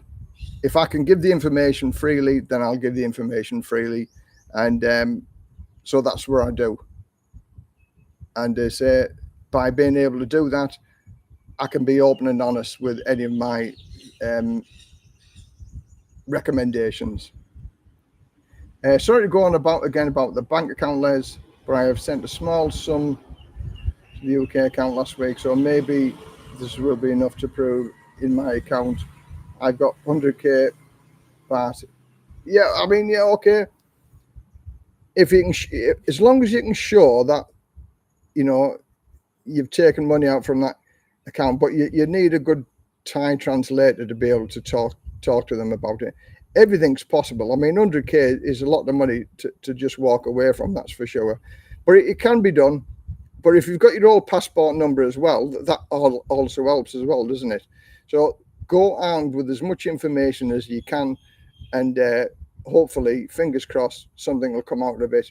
But also, if you're opening up a new bank account, go and see an agent. But go and see if you can get your money out first, or you can rescue that account, and then you might not have to go and see an agent. Is it true that the King of Thailand have multiple consorts? Is it legal for a man to have more than one wife in Thailand? Yeah, I can't say nothing about the king because of Lese Majesty's law, so I won't say nothing about the king. But there are things over in Thailand called giks, and a lot of Thai people have a gik, which is a second wife, or a friend, if you like. And that's what the technical term is called, the gik. I've lived in Chiang Mai for a year. I have heard it is slightly cooler here than Chiang Rai. The average temperature is about 30, 34, and humidity. Yeah, but in Chiang Mai and Chiang Rai, in the burning season, it's very, very polluted. So I wouldn't want to live in a polluted area. I, Les, have recently moved to Rayong. Which area do you live? I live near Chak Pong, and asked my wife just returned now from selling her sausages. Well, she's home early. She's usually home about 6 o'clock. Chak Pong, I live in between Ban Pei and Lee Mei Pim, so about halfway. There's a petrol station. If you go on the beach road, we live near that. But Chak Pong, near the Marriott Hotel, that's probably the closest place that we live to. Three Tree Beach is our local eating spot on the beach, which is beautiful. No, you can't have multiple wives, but a gik is sort of a sort of a friend, if you like, but not officially. No. Hi, Les. The UK are currently looking to move to Thailand. Funded my pension and savings. How to manage UK bank accounts once tax resident? Yeah. Again, some banks, if you move totally out of the UK, they can close your accounts down. But I've had my account with my bank, and it's registered postal address at my sister's house. So long may it happen, but one day it may stop, and then I'll have to cross that bridge when I come to it. Paul in Asia, yes, I had to be Chiang Mai before. It's very cool, relatively Bangkok. Yeah, it's much cooler in the wintertime. The Queen Victoria soy CD is 18k. That's very cheap. What? Are you okay there, Ploy? Okay, bang my arm.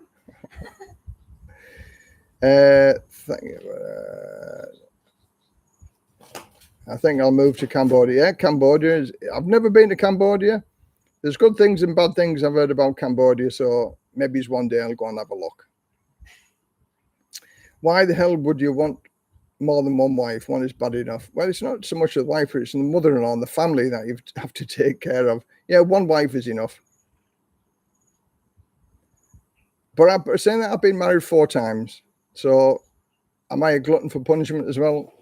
Yeah, I like being married.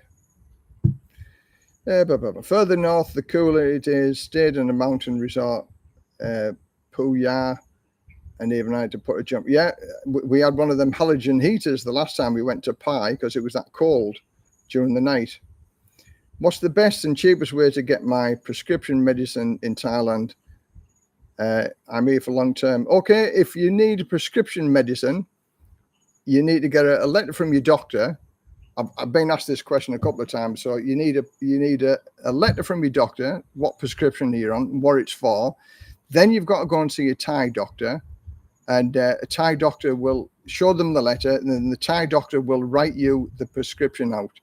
And then you can get the prescription from almost any chemist or any pharmacy or whatever it is. It may not be the same brand as what you're getting in the UK or America or whatever, but it will be of a similar quality, if you like.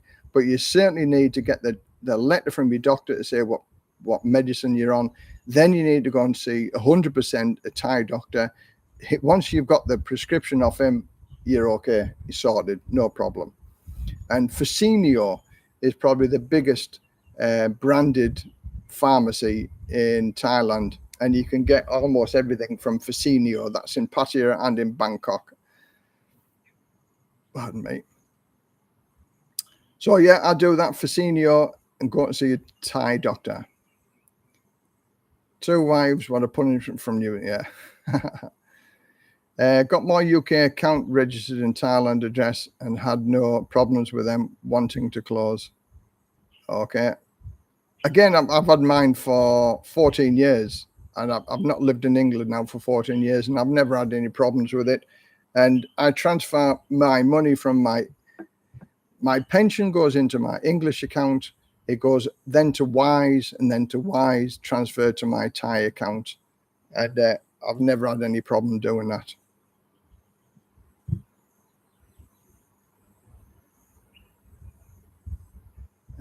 Morning, Les. Watching like always from sunny Brum.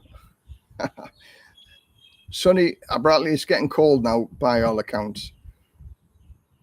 And the clocks go back, don't they? Is it next week the clocks go back or something like that? So now then we'll be 7 hours behind.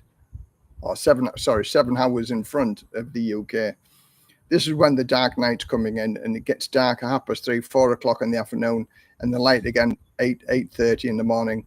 I hate the long dark nights. Although here, it now is dark at 6 o'clock on the evening, and until like 6 o'clock in the morning, because we're sort of near the equator. We sort of get 12 hours light and 12 hours dark.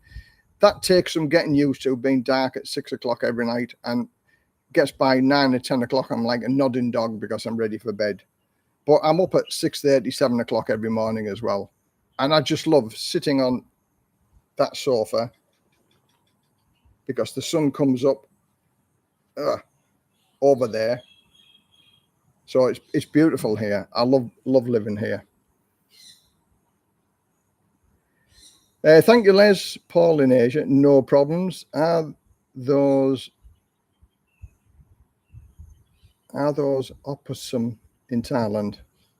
I don't know what that is. Cold Essex. It's cold everywhere in England now, October time. Doesn't Wise charge you for transferring from UK account to a Thai account? Yes, they do. If I transfer £1,400 over to my Thai bank account, it costs me about £7 or £8, which is far cheaper than doing a bank transfer. So £1,400, £7 or £8, it's not expensive, is it?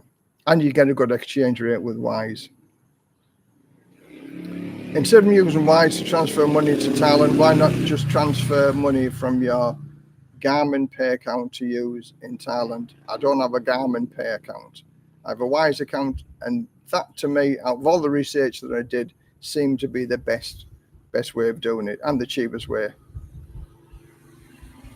Good morning from the Smoglers. Good morning. Stopped the night in Skinning Grove on Friday, mate, and found a full breakfast far cheaper than what we had there. And for £4 with a drink. Oh, very good. Very good, Dave. That sounds very good, mate. Breakfast at £4. That sounds very good. So, yeah, how did it go? A friend of mine in England doing the van life type of thing. And as I say, we talked to a few van lifers, and it's something I would do if I lived in the UK. I wouldn't live in a house. I'd live in the van life. I love the van life. The van lifers are brilliant people to talk to, brilliant people to be around. Just send money straight from my UK account to Thailand account, £9.50. Just exchange rate, not the best, and Thai bank take a cut. Yeah, that's why I do Wise, because you get a good exchange rate and it's only £7. So have a look at Wise and do a comparative with their cost. It's dead easy. And the longest it takes is 24 hours. With some banks, with some accounts, it can be done within seconds. But mine usually, because it's done on the 1st of the month, so there's lots of transactions on the 1st of the month. So that's why maybe it takes a day. But that's no problem. Cheaper than Cheap Charlie's and Jomtien. Yeah, Cheap Charlie's and Jomtien, not M. Jomtien. I've been pulled up for that today. Jomtien. Yeah, Cheap Charlie's and Jomtien is good value. What baht do Wise give you? Well, again, it changes every day. But if you have a look at the exchange rate, there are many exchange rate sites. You get almost what the bank exchange rate will be. It'll be a fraction less. But believe you me, it's much better than the banks would give you. Yeah, it's 43.30 or something like that. In fact, now I'll have a look. Because on the weekend, I use XC when I do my calculations, and at the minute a pound is 43.51. So with transfer Wise, you maybe get 43.50.5 or something like that. It's not exactly, but it's like half a baht. What, half of a percentage, half of a baht, so a quarter of a baht. So the exchange rate is very good. So that I use the XC and I do all my conversions, and then I do it with transfer Wise, so I know roughly how much I'm going to get. I use Remedy. That's cheap to the Philippines. Well, what works for you? Brilliant. Transferring money from the UK, do you have standing order or do manual? I do it manually every month. And yeah, I do it manually every month, and then I can control how much money I need. Go market. Go to the market. Okay. Yeah, What you want? I don't want anything. 100%. 100%. I'll Yeah. take only one then. Yeah. Okay, don't you? Oh, unless you get me some chicken, grilled chicken, grilled chicken. Yeah. Okay. No fruit, nothing. No fruit, just grilled chicken will do. Okay. Okay, the wife's gone to the market. I've just ordered some grilled chicken because I've had no lunch today. What time are we at now? 4:30. So yeah, that was today, because on keto you just don't feel hungry, and here we are now at 4:30. I've had nothing to eat all day. That's the keto. The beauty of the keto, it switches that I'm feeling hungry, but I'm going to have some grilled chicken. The only thing the UK bank takes 5 days to transfer to get paid for weekly rather than the monthly, so hard to do regular payments on the first. Les, will you meet Dave anytime soon? Which Dave? I've got a number of Daves. I think I know about 5 Daves. She looks nice in person, your wife. Yeah, she is. She's a lovely girl. Absolutely. Yeah, I'm very, very lucky to be with her.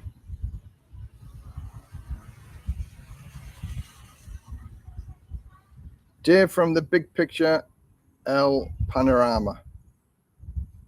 You've lost me there. You have lost me there. Big Dave with the big picture, El Panorama. You've lost me. You've lost me there. So, okay, getting back to, I'll do my little spiel on here with the keto diet. With the keto diet, don't worry, it'll be very, very quickly with the keto diet. Anybody that wants to try the keto diet, I swear by it, and I've lost over 20 kilos the first time I was on the keto diet. My weight, I always have a problem with weight going up and down all the time. And so, because I like to eat what I want to eat, and I pay the price for it, and I do my keto, and I find that this is the easiest way to do it. Now, for those people who are thinking about losing weight, and let's face it, we live in a world, all the processed food, everybody piles on weight. And I'm going to give people this for free. Ketogenic Lifestyle, not a diet. So if anybody sends me an email, I will ask them for this Ketogenic Lifestyle, not a diet. I'll send them this for free. And this talks about the keto diet and the benefits of the keto diet. I think it's not for everybody. Please don't, think that this is the savior for everybody. Some people like it, some people don't. But I've been on many diets, the Weight Watchers, the Cambridge diet, the Atkins diet, I'm always up and down for the weight, but I found the keto diet very, very easy. And I've got several books for sale as well. I'll put a link to it if you ask for it. And the Keto Air Fryer Cookbook. These are only $3 from my shop as well. And I'm going to put a few more things on with this one here. 5-ingredient cookbook, keto, and 30 keto meals in 30 minutes. The keto diet is so easy to do. And I put some links onto the videos that I did. To lose 20 kilos. 20 kilos is one of them great big canisters of water. And I was walking around with that 24 hours a day and losing that 20 kilo. Wow. I've discovered that I will never, ever, ever go back to that weight again. But it's so easy to go on. And what was my catalyst that sent me? I got a size 44 waist trousers because the other trousers were too tight. And I'm thinking, no, I need to do something about it. And I vowed then never, ever to go to that weight again. Normally, my trigger weight is 105 kilos because I like staying around 100. 100 for me is perfect. But 105 was the trigger point that I needed to do something about it. I went to England because my sister was ill, and I ate loads of ready meals and ping meals, microwave meals, and takeaways and stuff like that, because she was ill, so she didn't cook, and I couldn't cook in the house because she didn't like the smell of food. So I went up to 111 kilos, and I started the keto diet last week, and in the first week I've lost 2 kilos, and it's so easy to do. So now with because I've been in keto for a week, and I do the intermittent fasting, so I only have 1 meal a day, and within a week or so, you're just not hungry, so you can do without your meal. You do not feel hungry. That switch of I'm feeling hungry all the time just goes off. So anyway, that's my keto. Have a look on my videos. I've just put one out this morning with regard to the keto, and that's got links to other keto videos that I've done. So it is so easy. Dark Brother, $2. The grilled chicken is on me, Les. Oh, thank you very much, Dark Brother. Yeah, $2. That'll get me grilled chicken. Yeah, grilled chicken. It's very, very nice, especially from the market as well. So that's nice. Thank you very much. Much appreciated. Another grilled chicken on me. Love your videos. Thank you very much. I'll put that in for tomorrow. Me grilled chicken. Much appreciated. Thank you very much. He mentioned to you in his last video. All right. He mentioned you in his. Is that the Dave from Pair with his house renovation and things like that? Canadian Dave. We might be seeing him up towards Christmas time, because we sort of have to pass Pair.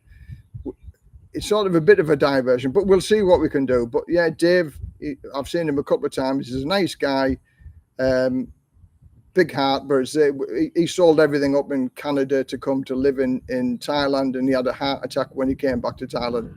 So that was his first day of being back in Thailand, having a heart attack. So yeah, he's a nice guy.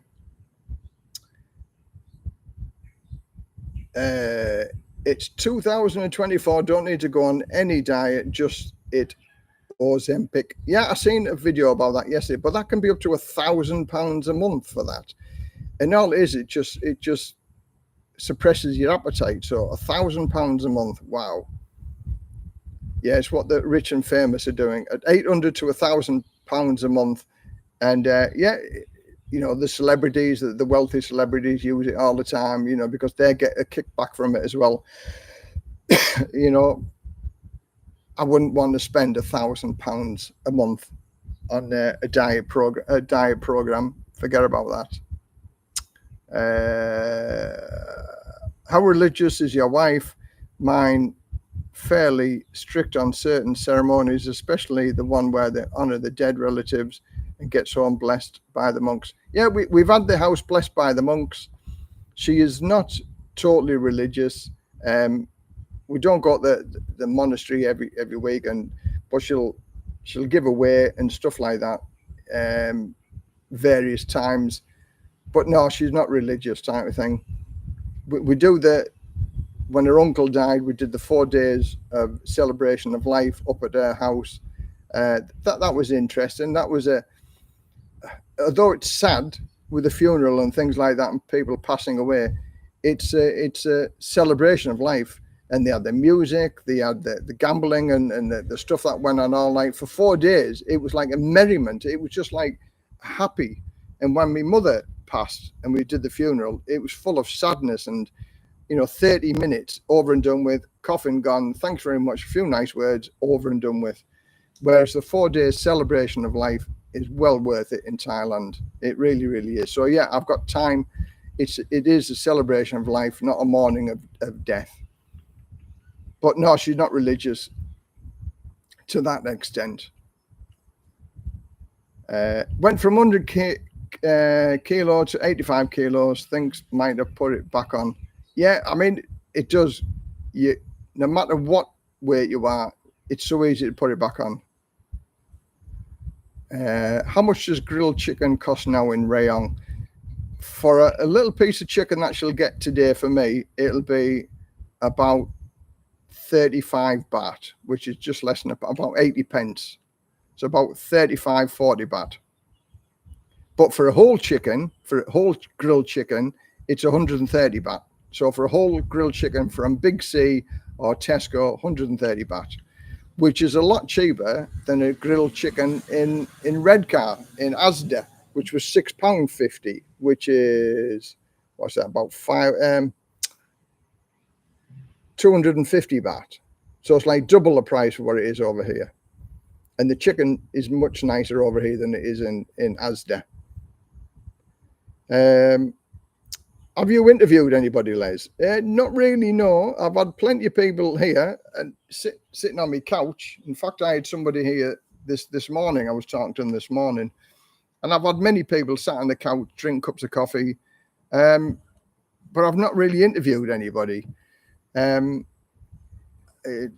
lots of people don't want to appear on camera, and I respect that. But if somebody wanted to do an interview, then, you know, they're more than welcome to do it, put their side of the story. Because there's a guy in the Philippines called, and he does a show that every man has a story. And it's exactly the same in Thailand, because when I meet anybody, I ask them what their story is. And I ask them their details, why they're here in Thailand and things like that. So I ask all them questions. And I ask also what they're looking for in Thailand, because I need to get a basis as to where they want to go, what they want to do, what they're looking for. And then I can sort of point them in the right direction. I'm not the guru of everybody living here. I have my opinions, and I think I'm a well-balanced, reasonable guy, so I can point them in the right direction. But I have had a couple of guys who don't like the answers that I give them. And I'll give you, for example, I had one 72-year-old man come here. He wanted to live in my area because he liked fishing. I liked the fishing lakes. So I said, well, give me at least 24 hours notice that you're coming so we can make arrangements. And he rang me up at 1 o'clock in the afternoon, and he said, Les, he said, I'm halfway to Rayong. He said, can I meet you? I said, well, I do like a little bit of notice. He said, well, I'm there now. He said, I'm halfway there, so can I meet you? So I agreed to meet him in a coffee shop in Ban Phe, and I met him in the coffee shop. He was a 72-year-old guy, and I said, how long are you stopping in Rayong for? You know, to get a feel of it. Oh, he said, I'm going back home this afternoon. So straight away I said, how can you get the feeling of Rayong with just one afternoon? Oh, he said, it's an instant feeling, whether I like it, whether I don't. I said, well, Rayong is a massive province. I said, where we are in Ban Phe. So anyway, apart from that, what are you looking for? And this 72-year-old guy said to me, he said, I'm looking for a Thai woman with her own house, her own car, doesn't want any money off me. And if she's got a fishing lake, he said, then that ticks all the boxes. So I said, what have you got to give her then? He said, nothing. He said, I don't want to give her anything. He said, but I want the Thai woman with her own house and her own car. And I said, with respect, John, and this is where my bluntness comes out of it, I said, there are not many Thai ladies looking for a 72-year-old man with no money who wants, you know, to be looked after by a Thai girl with her own house and her own car and a fishing lake. He didn't finish his cup of coffee, and then he left, and he said, it's a shit area, Rayong, anyway. I said, okay, up to you. So the expectations, some people look at my life here and think, you know, my channel's called Retired and Living the Dream, and I am living my dream. And this is my dream, where I'm living here. It ticks all of my boxes, but it doesn't tick everybody's boxes. Some people like Pattaya, the nightlife and things like that. That doesn't do anything for me whatsoever. I like the rural lifestyle where I am. I'm not a bar person. We don't go out drinking in bars and things like that. So at the end of the day, we like what we like, and everybody's different.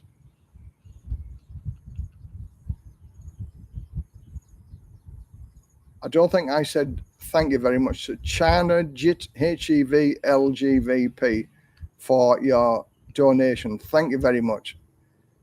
I know I've got 2 donations for the grilled chicken, but thanks very much, Charanajit HEVLGV. Thank you very, very much. I say we'll have a chicken. Well, we'll have a couple of chickens for £4.99. Much appreciated. Thanks very much. I'll have to do a picture and put it on a picture in one of my videos. Right, let's have a look. So we've got past the interview. Hi, Les, I'm 10 years off retirement and keen on retiring in Thailand. What steps should I take now? Appreciate all your advice. 10 years is a long time to wait. A lot of things can change in 10 years. But I started making plans 8 years before I retired. Looked into all the options, and as I say, over here for retirement age, you have to be 50 anyway. So if you're over 50-year-old, your options of living over here are far greater to do all the things that you need to do on a retirement visa and things like that. Money is the number one, I would say.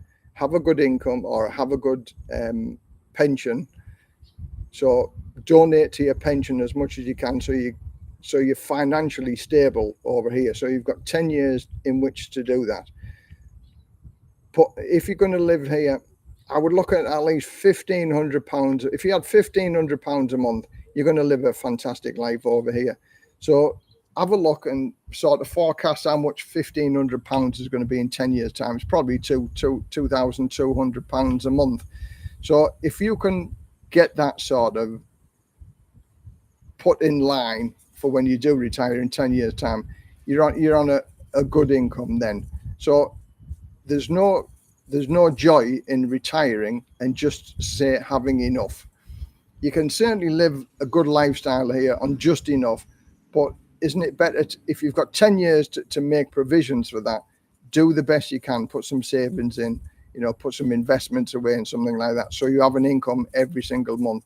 And also take out medical insurance as early as you can, because if you take it out early, then it's cheaper to do, and then you're covered. Because like here with Pacific Cross, if you're under 65 and take out the medical insurance, then you don't need a medical examination. But if you're over 55, Pacific Cross want you to have a medical so they can see what's wrong with you. And if you take out a medical insurance early, then you probably don't have any pre-existing medical conditions. And if you took out the insurance early enough, then if you do have medical issues later on in life, your medical insurance is already going to cover you. So take out insurance as early as you can, make provisions for the next 10 years so you have enough for a long-term income, and have a look at the areas that you want to go and hang your hat or hang your hammock in Thailand, and there's plenty of beautiful places to be. So I hope I'm not a financial advisor, but I hope that makes sense, and thanks for the question.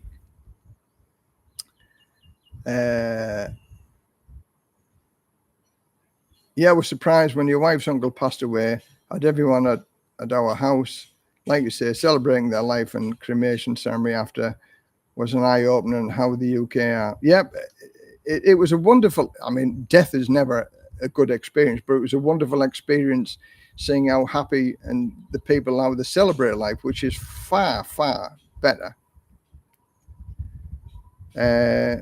Came here from the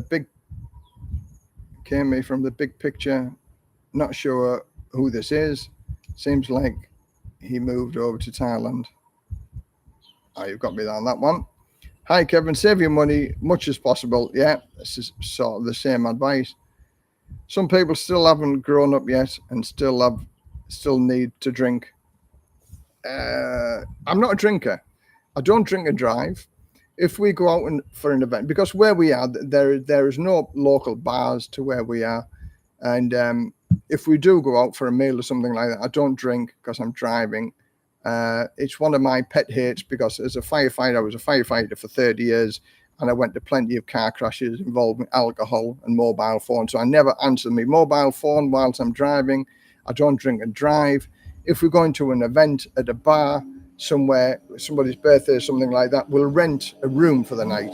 And you can rent a room next to a bar here for maybe 500 to 800 baht. It's like 10 or 15 quid. So you can go and have as many beers as you want and go and sleep it off in the room, and then get up in the morning and drive home. No need to drink and drive over here in Thailand, because the accommodation is so cheap. And that's what we do. Again, we went to a homestay a couple of weeks or so ago for 2 nights.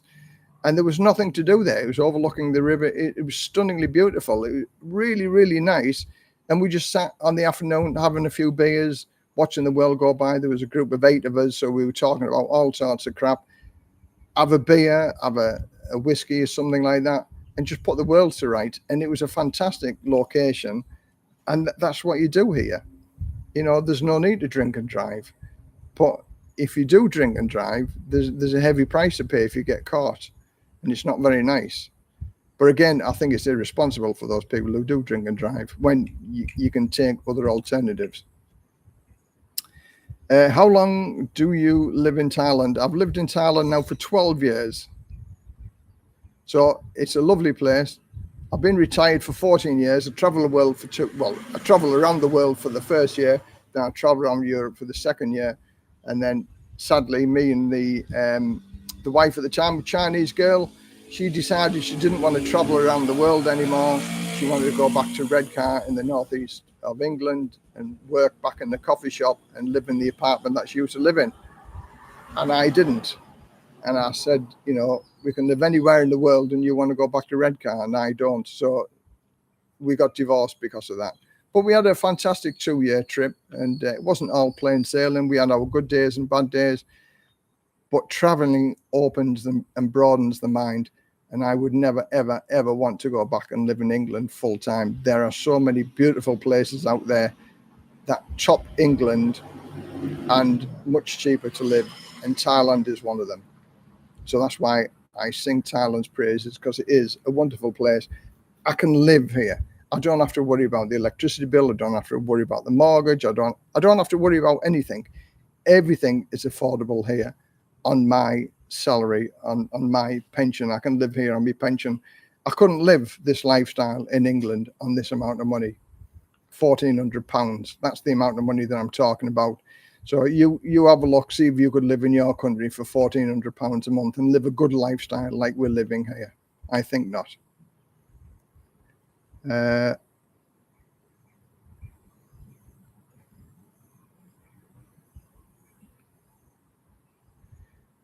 No, I don't do reviews on massage parlors because I no need to go to the massage parlors.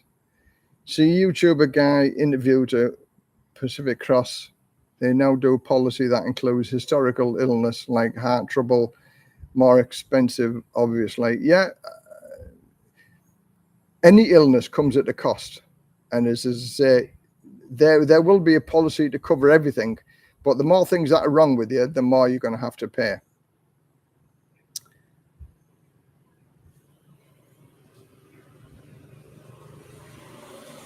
Are taxis cheap and available late at night? No, not where we are. There's not many taxis where we are. We have Grab, and you can get a taxi during the day and things like that. But on the night time, because we live remotely and we don't live in a tourist location, so the chances of getting a taxi are very, very slim. Is why we stop in some ways. It's cheaper to stop in a hotel for the night than it is to try and get a taxi home. So that's what we do. You just, there's a problem about getting back home or whatever, so you just stay at a hotel, 500, 800 baht a night, and that's what you'd pay for a taxi anyway. So, and then you'd have to go back and get your car the following day.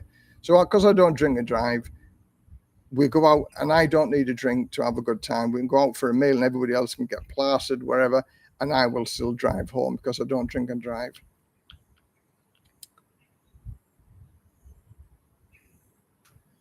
What do you think of the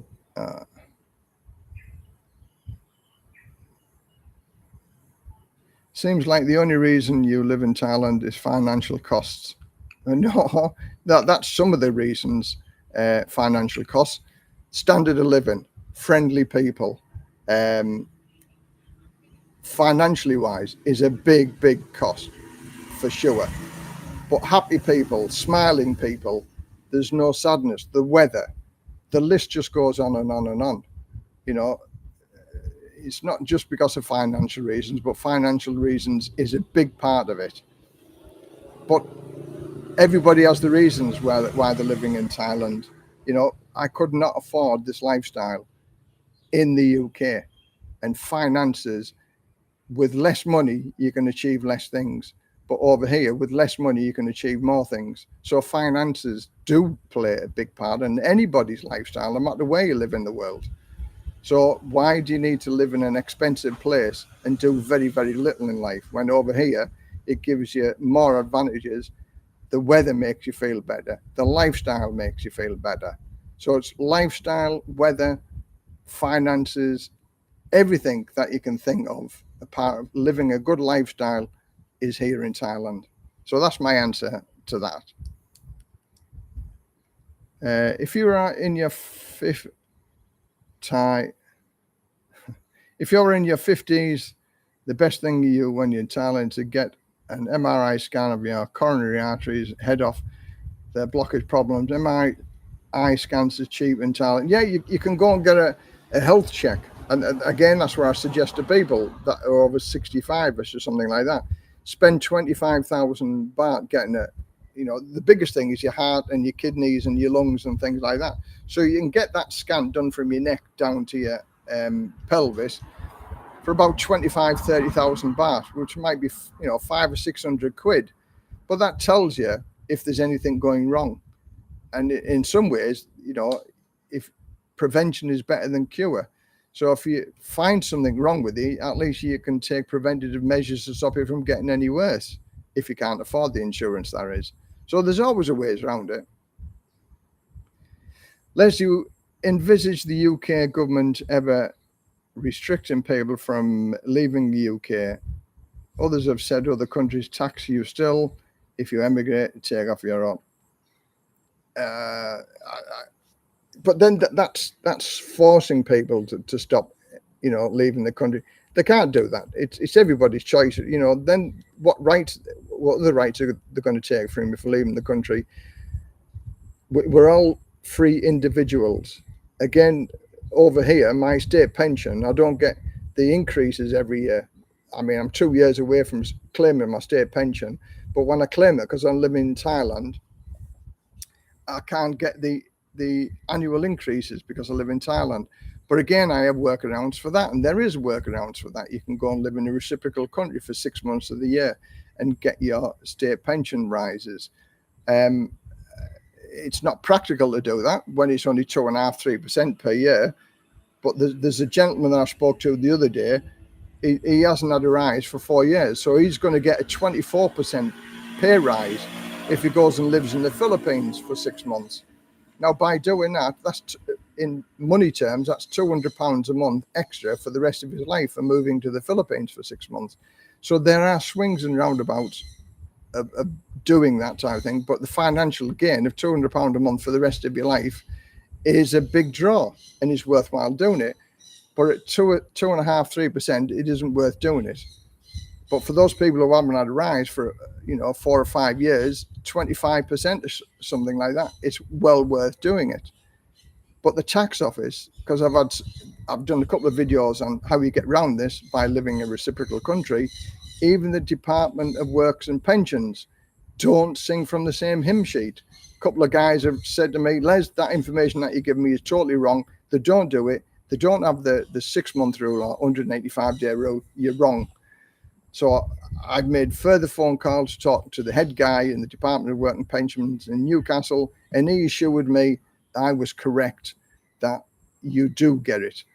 So told the guy who said to me I was correct. He phoned up this guy and he says, I apologize, Les. He said, you were correct.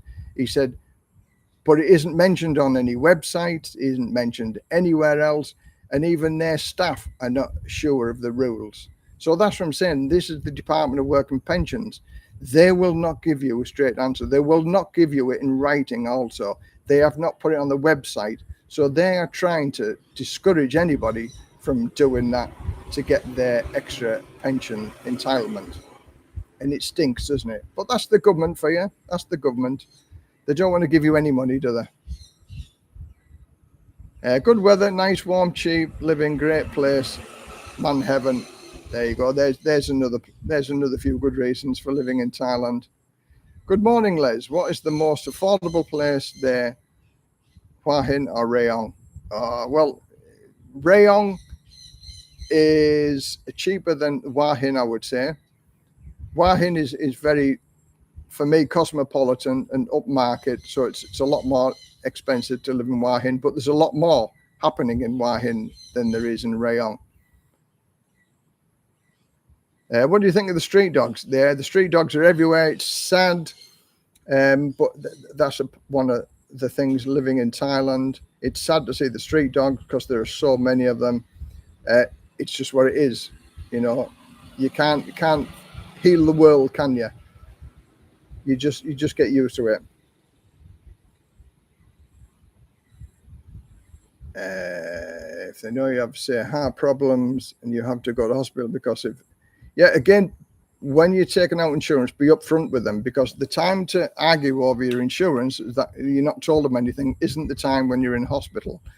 So again, you've got to sort of bite the bullet, tell them that everything is wrong or what's wrong with you, and then so everybody sings from the same hymn sheet. So when you go to the hospital, when you need the treatment, there's no well, you've never told me this, So before they're fixing you up, you don't want them to argue over what you told them, what you haven't told them. So as much as it may hurt you, as far as financially wise is concerned, that's a lot less pain telling them at the beginning than when you're in hospital when you want them to do something. So be always upfront with them. And if any doubt, self-insure. Like I said before, with the 800,000 baht, if you've got that for your retirement visa, you can use that to self-insure as well. Les, do Thai women really hit on English men? That is, you have to be very careful not to get scammed. Okay, you can get scammed off any woman anywhere in the world. Thailand has a few more stories than anywhere else, but I got scammed off 3 ex-wives. I married them, and then first wife, child that wasn't mine, I ended up paying maintenance for 12 years. Second wife, I met her. She had 2 suitcases full of clothes, living in a shared house, living in a rented room, and she ended up with £150,000 house with a £30,000 mortgage. Is that being scammed also? And the third wife, I paid for her travel around the world for 2 years, and the only thing she contributed to it was £1,800. Is that being scammed? It depends how we look upon it. Buyer beware. You can be scammed by a woman, not just in Thailand, anywhere in the world. So buyer beware and take care. And if you think you're being scammed, walk away, because you're probably right. But Thai women like foreigners because they provide stability and a good income, and it's a far better income than the Thai person would be able to give them. So yes, a Thai woman marrying a foreigner it highes their status level, if you like. Hi Les, could I ask if your pensions are frozen from when we leave the UK or moment we start drawing it? It is for when you start drawing it. I still get the pay rise. So like, as I said, last year was 8%, the year before was 10.1% or so. So them rises are still going on until I draw it. So yeah, the minute I draw it, that's when it's frozen, because you have to inform them of where you're living. There's other people I live at my sisters, live at my brothers, live at my uncles, live at whoever's house in England, but they actually don't. And what that constitutes is fraud, is that they can then, if they find out that you're living in Thailand or anywhere else in the world, it's not a reciprocal country, they can take that money back off you.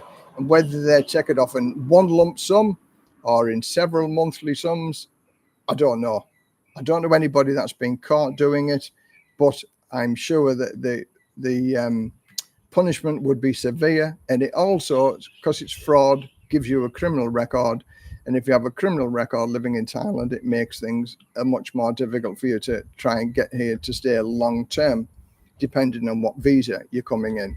For instance, if you come on an OA visa and you have a criminal record, you ain't going to get your OA visa. So that's what I'm saying.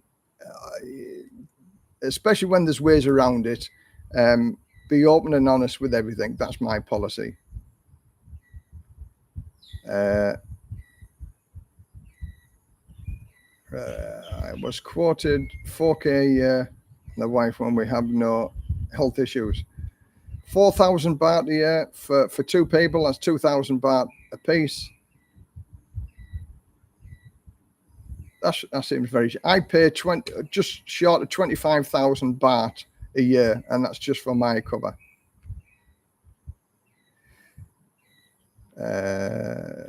think it depends on the cover layers, I believe. Pays nowhere near. Yeah, as I said, 25, just short of 25,000 baht for 700,000 bahts worth of cover. I've not heard Thais pronounce Wahin as Wahin, but a lot of Frangs do. Again, Pattaya, Jomtien, Pattaya. There are many pronouncers, but everybody knows Wahin is Wahin.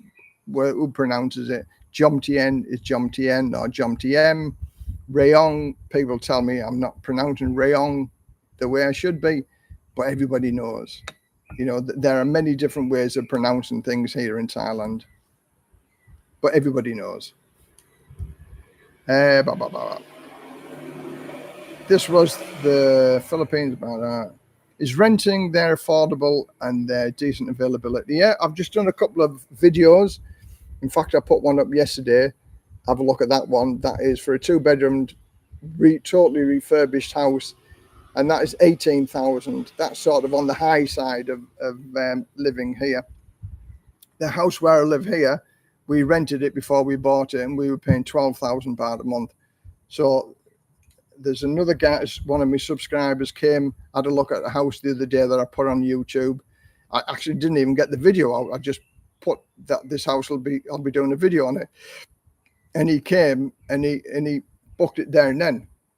And it was a beautiful 2-bedroom house, and that's 13,000 baht a month. So yes, there are cheap, nice houses. The reason why I like Rayong is because it's not on the tourist map.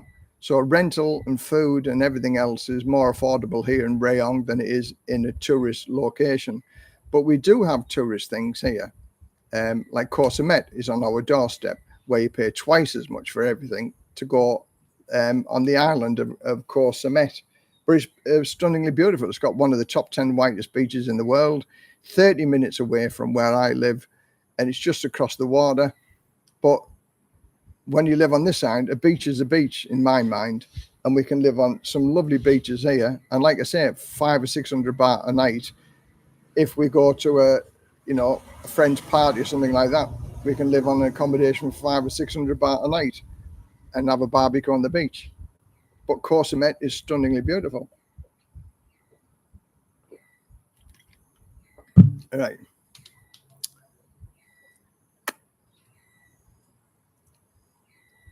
Thank you for clarifying my pension question. Yeah, pensions is a big issue. As I say, many people don't know that the pensions would be frozen if they came to Thailand.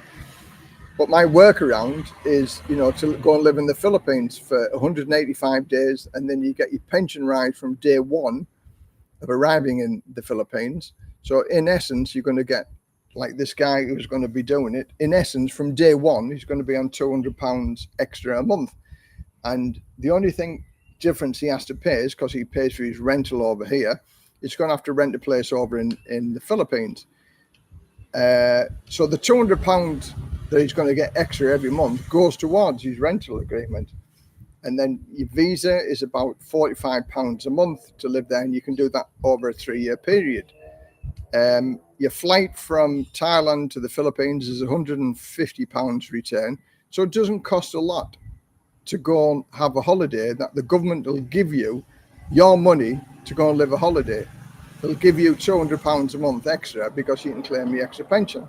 And after 185 days, that pension stays at that rate. So, and that's in the financial year from April to April. So you can't do it 6 months in one year and 6 months in another year. It has to be within the same financial year, April to April. But £200 a month isn't to be sniffed at, is it? £2,400 a year. That pays for your accommodation just about, doesn't it? So there's ways of doing it. Hyla's not been in for the whole stream, so apologies if this question has already been asked. Do you speak much Thai? No, I don't. My Thai is very, very poor, sadly. Although I've tried, my wife speaks very good English, but the Thai language is very, very difficult. Some people are good at things and some people are good at other things. I'm good with my hands, with DIY, electrical, problem solving. I'm good at doing that. But language, I am not good. I struggle learning Spanish. I struggle learning French. There's only Italian that I like the language. So I at one time I could speak I could have a bit of a conversation in Italian, but now that's all gone. But Thai language, it is so difficult because of for instance, one word, cow, it can mean 5 different things, depending on how hard, how soft, how high, how low you say it. And that's it with the Thai language. I can't do it. I can't get away with it. My Thai isn't very good at all. But because of the place that we live, English isn't widely spoken, but we can get by. But if you lived in a rural location, like where my wife lives up in the Thai village, I would struggle. I really would struggle. But modern day technology is coming on, and it'll be very soon, I would have thought, in the next 5 years, that you'll have a translator. As you speak, it will translate it that quick. But now you can buy the earbuds, you can buy the microphones, and that'll translate it, and then you can listen to it. So there is a solution to it, and technology is that solution. So yeah, because my wife speaks very good English, she translates everything for me. So you can get by without speaking Thai language in Thailand. Hello, Les. 2 hours going strong, 140 watching. I had 7 including. Oh, hello there, Dave. Yeah, I got 140 and 91 thumbs up. So I might ask for anybody giving me a thumbs up. That just helps the algorithm type of thing, and it helps promote the channel type of thing. But yeah, but that's it, Dave. With starting a live stream, you have to. Again, I probably had about 6 or 7 when I very first started. It's a long journey, mate, for starting up a YouTube channel. But again, it's having that something to talk about. You know, the last time I was on here for 3 hours, and if somebody's got the questions or the talking, I just go on and on and on. And the last one, it was the darkness that stopped everything. But I've got a light set up for this time. So here we are now at 11 minutes past 5. By about 5:45, it'll be dark here, but I've got my light set up. So if people have still got the questions, I'll still give them the answers. So it's good. But I've also plenty of water because it dries your throat. So keep pursuing it, Dave. It is worthwhile doing. You get a lot of knowledge is power. And again, because I've lived here for 12 years, there's a lot of things I know about living here. And me and you talked about that on our sofa when you very first came here. So again, different places to live and things like that. You bought a brand new motorbike, so that's something you can talk about all the time. You know, so we all have something to talk about. And again, with your live stream, a bit of advice would be you could talk for hours about why you made the decision to come over here to Thailand. You know, what was the catalyst that actually made you decide Thailand is the place for me? You know, what's happening in Canada? And I'm sure it's the same thing happening in Canada as it is in the UK. Everybody's disillusioned. Everybody's looking for something else. The cost of living crisis in the UK, and I'm sure you have the same thing in Canada. So people can talk about that all the time. So I'm never stuck for anything to talk about, Dave. But thanks very much for joining in. Thanks very much for joining the chat. 105 thumbs up now from 91. Brilliant. Thank you very much. Oh, and here's my grilled chicken just arrived now. Plough's just come back from the market. So thanks very much for the donations for the grilled chickens. Much appreciated. Thank you very much. What is your opinion on the live that some Westerners have going to places, for example, bars where girls are? Dave has his channel a lot about that.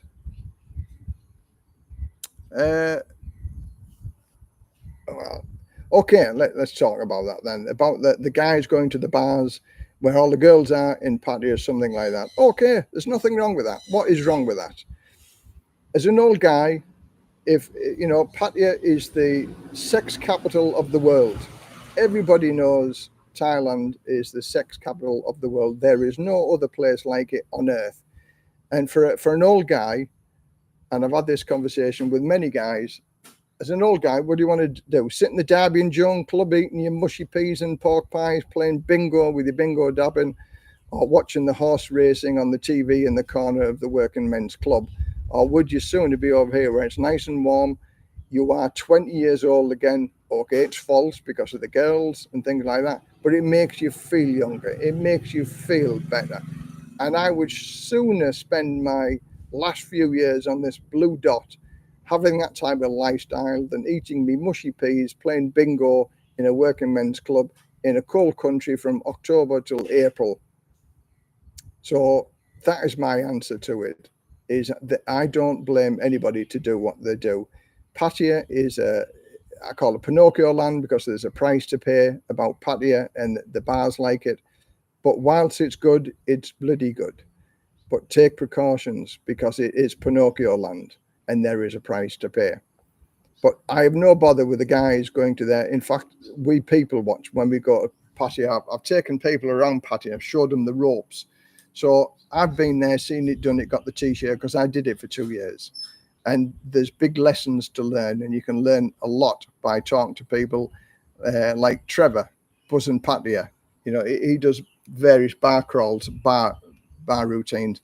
The YouTubers that are here, Nick Dean, and his Soy 7 hookup corner and stuff like that. He's got several bars. These are the people that you can talk to, and these are the people that will steer you clear of any bad information or bad advice here in Thailand.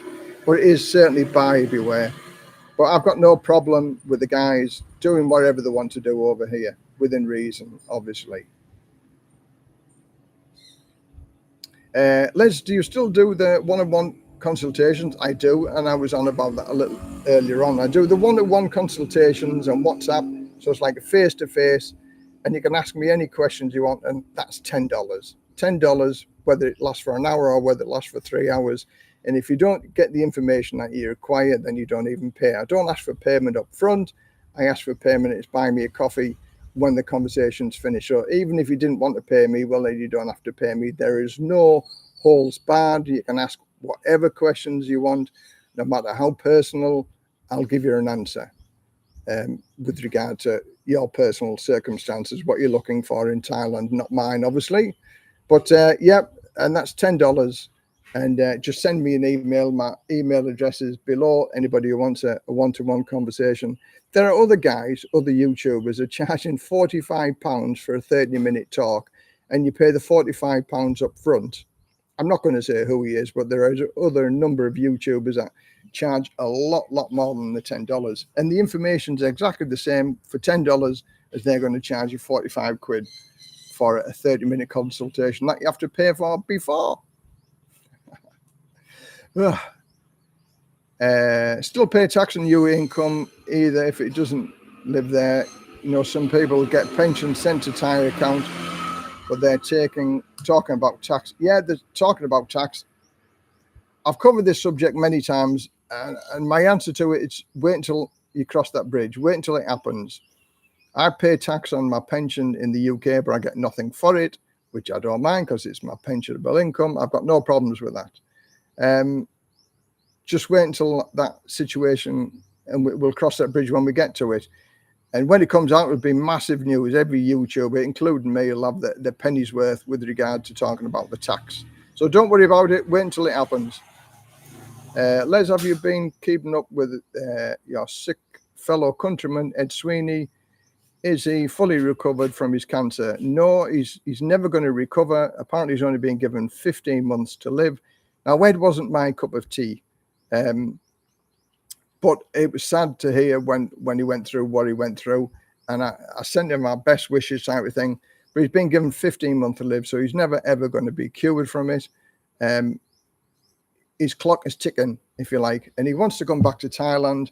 And I think that's just a pipe dream, because in reality, how is he going to get the insurance, medical insurance? Because he'll need medical insurance when he comes over here in case anything happens. It's unaffordable for him to come. So I think in reality, his days of tramping around Thailand are over and done with. He's on his countdown for his final life, if you like, which is sad to see. I take my hat off to him because he traveled the world, and he said, if I don't retire now, when am I going to retire? And sadly, he only got 2 years of living the retired lifestyle. So that's why I say retire as soon as you can, for as long as you can, whilst you can, because we never know what's around the corner. And Ed was one of those people living the high life, living the life that he wanted to live. And the next thing, he got cancer, brain cancer, and it's terminal. So as much as he wasn't my cup of tea, I do take my hat off to him for what he did whilst he can. And he still has that feeling that he wants to do it. But in reality, I think his body won't be able to do it.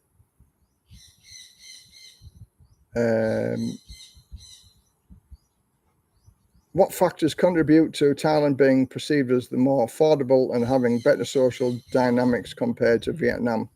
Oh, having Vietnam would be my second choice. I like Vietnam, but apparently Vietnam, you can't get a retirement visa so easily as you can in Thailand. It is very more English orientated in Thailand than it is in Vietnam. But again, I've just been in Vietnam on holiday, so I'm not really the person to comment on that. But Vietnam is again another stunningly beautiful, cheap location to live. So sadly, I can't answer the answer for that one for Vietnam, but it's a beautiful place. Let's have a look. Brilliantly said, Les. Thank you very much, Les. You've always had the best advice. Thank you very much. It's my advice, and it's honest advice, and it's no BS type thing. I sort of tell it how it is. I'm non-offensive. I don't want to be offensive to anybody, but if I see something that's happening that's not right, or if I say, look out for this red flag, look out for that red flag. It's like I've had guys who ring me up and say, because I met them as a couple, they've met online, then they've come see me, or we went and had lunch together, and they ring me up the following day and says, Les, what do you think of my girlfriend, or what do you think of my wife? Now I won't give my answers to that, because my opinion is my opinion, if you like, and I'm not here to give marriage guidance or marriage advice or girlfriend advice. If they're good for you, that's brilliant, but if they're not good for you, then you've got to do something about it. And in your own heart, in your own stomach, and your own gut feeling, whether they're good for you or not. Go with your gut feeling, I would say, all the time. So I don't give advice on girlfriends, how they should be react. I give advice on how I live, how my values are. I live by moral scruples and principles, always have done, always will do. And I call a spade, and I'm fair, honest, and compassionate for everything. But I do have an opinion over everything. Sometimes my opinion to others is good. Sometimes my opinion to some others is bad. So we all have opinion of everything.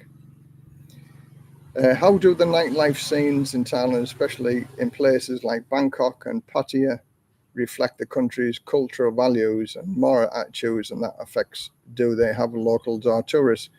Again, it's party town. You could say that about Spain, you could say that about Italy, you could say that about America. The party place is totally different to the holiday locations, is totally different to the everyday country folk who live like the Americans, in the deepest South Americans, or in the heartlands of America. It's totally different to the New Yorks and Las Vegas and Nevada. So you can say that about every capital city in the world. It's totally different. Life is totally different, but people adapt to that type of lifestyle. But it isn't the general people that you see in these locations. You've got to go into the countryside to see the proper, genuine Thai culture and lifestyle and feelings. To deny our own desires for beautiful women is to deny our own humanity. Yep. Even my wife points out stunningly beautiful women to me, and I'm a guy.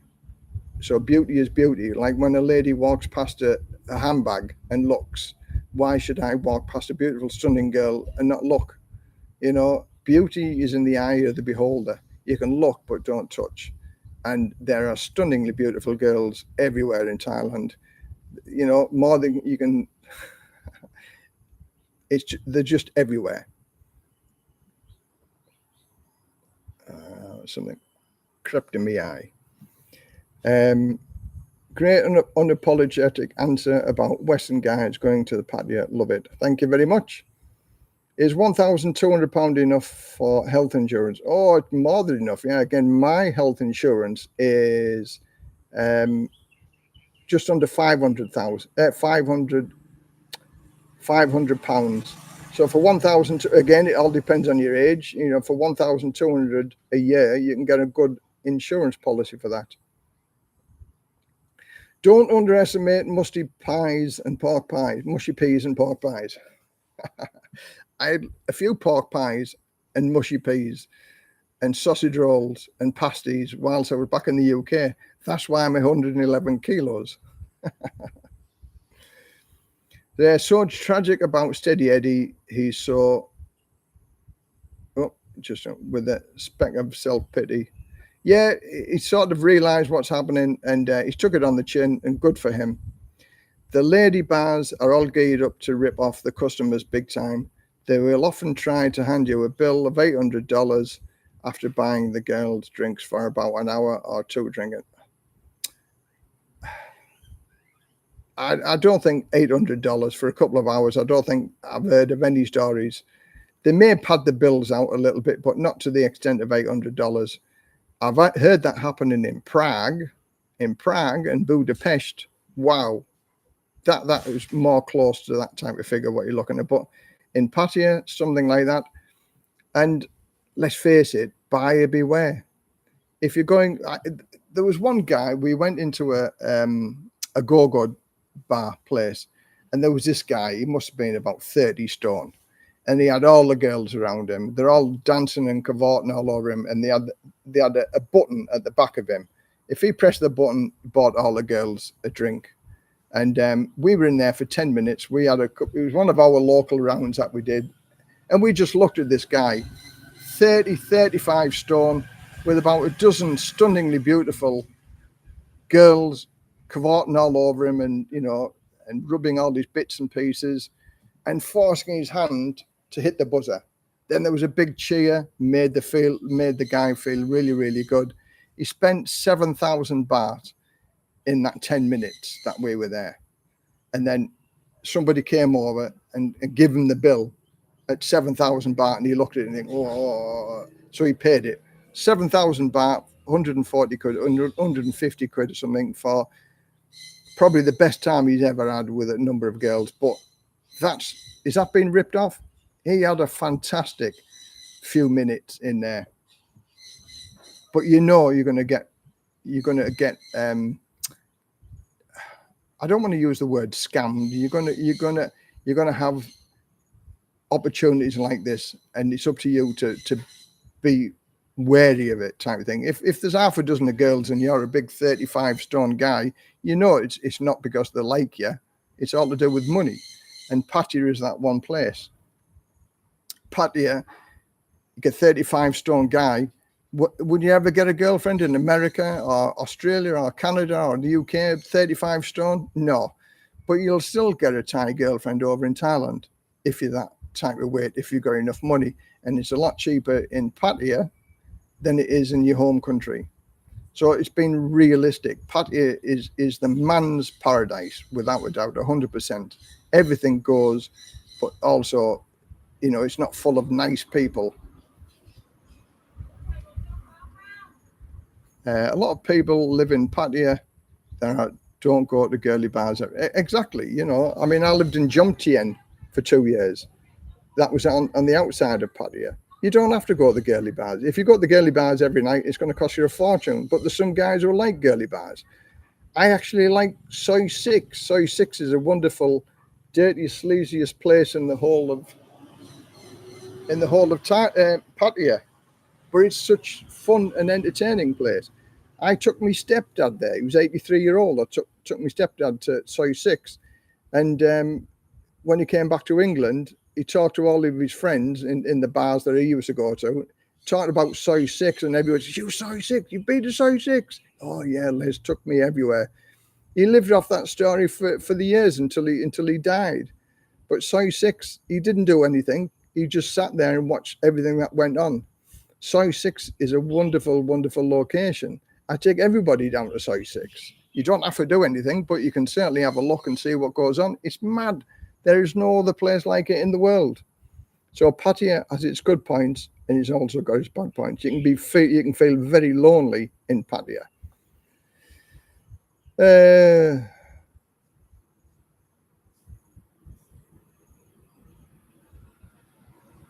Yeah, well, thanks for the topic of looking, but don't touch when I do my cigar video tonight. Looking, and yeah, you can look, but don't touch.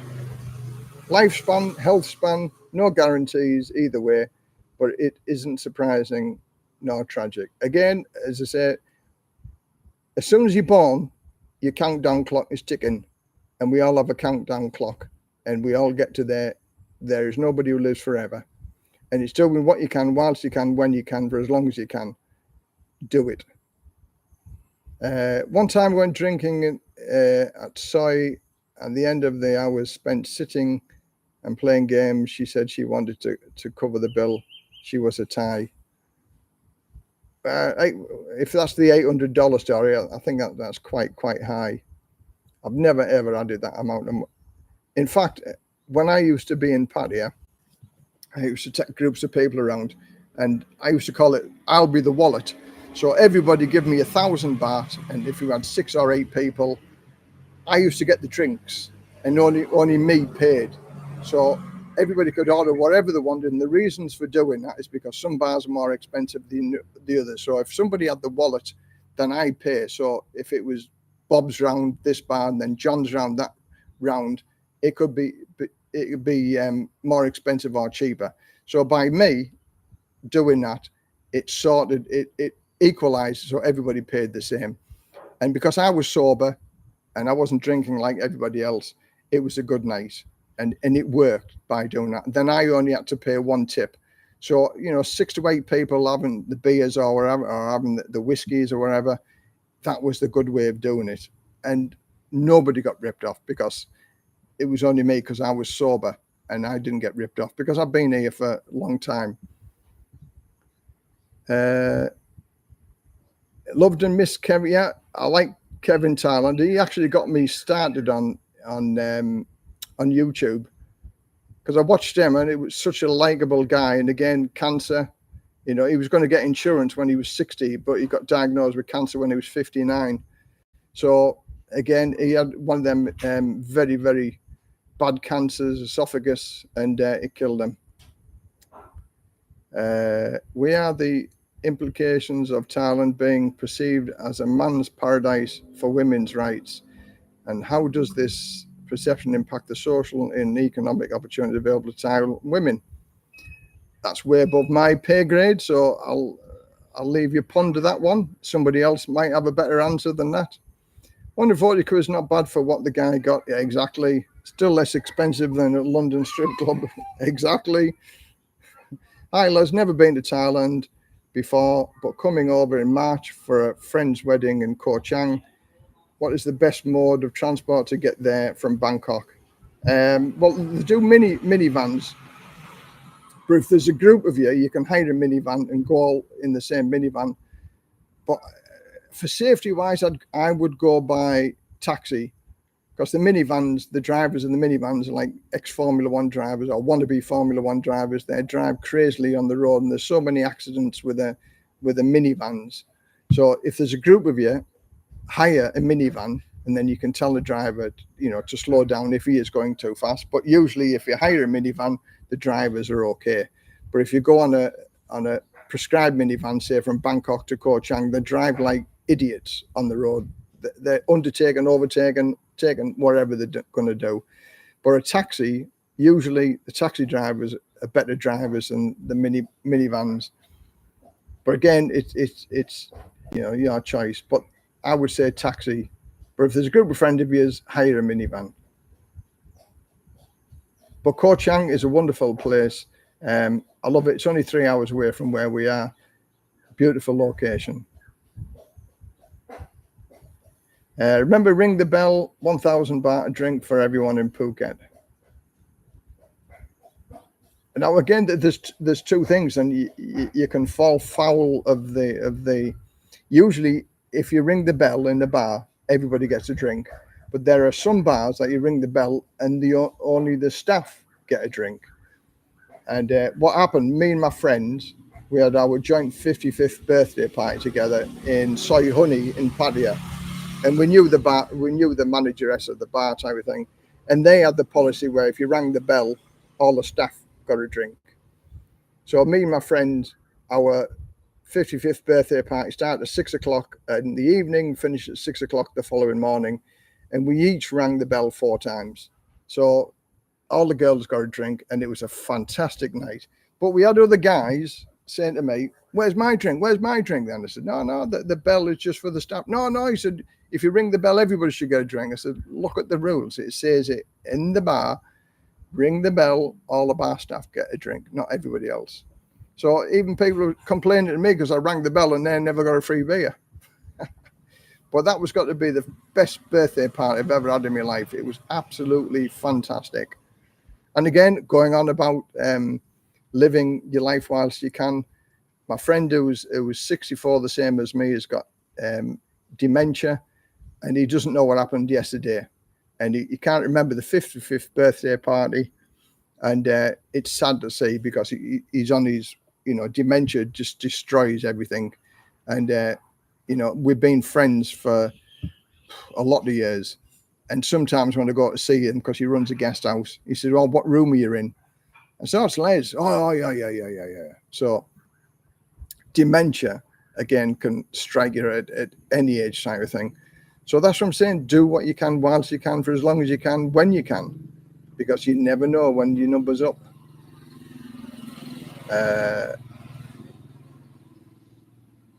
Preconditions are the big thing with health insurance. A high blood pressure on your record can make it that you are not covered for heart issues and stroke. My blood pressure was always high, but that was my doctor's thing. My blood pressure was always on the high side of normal. So I got away with that.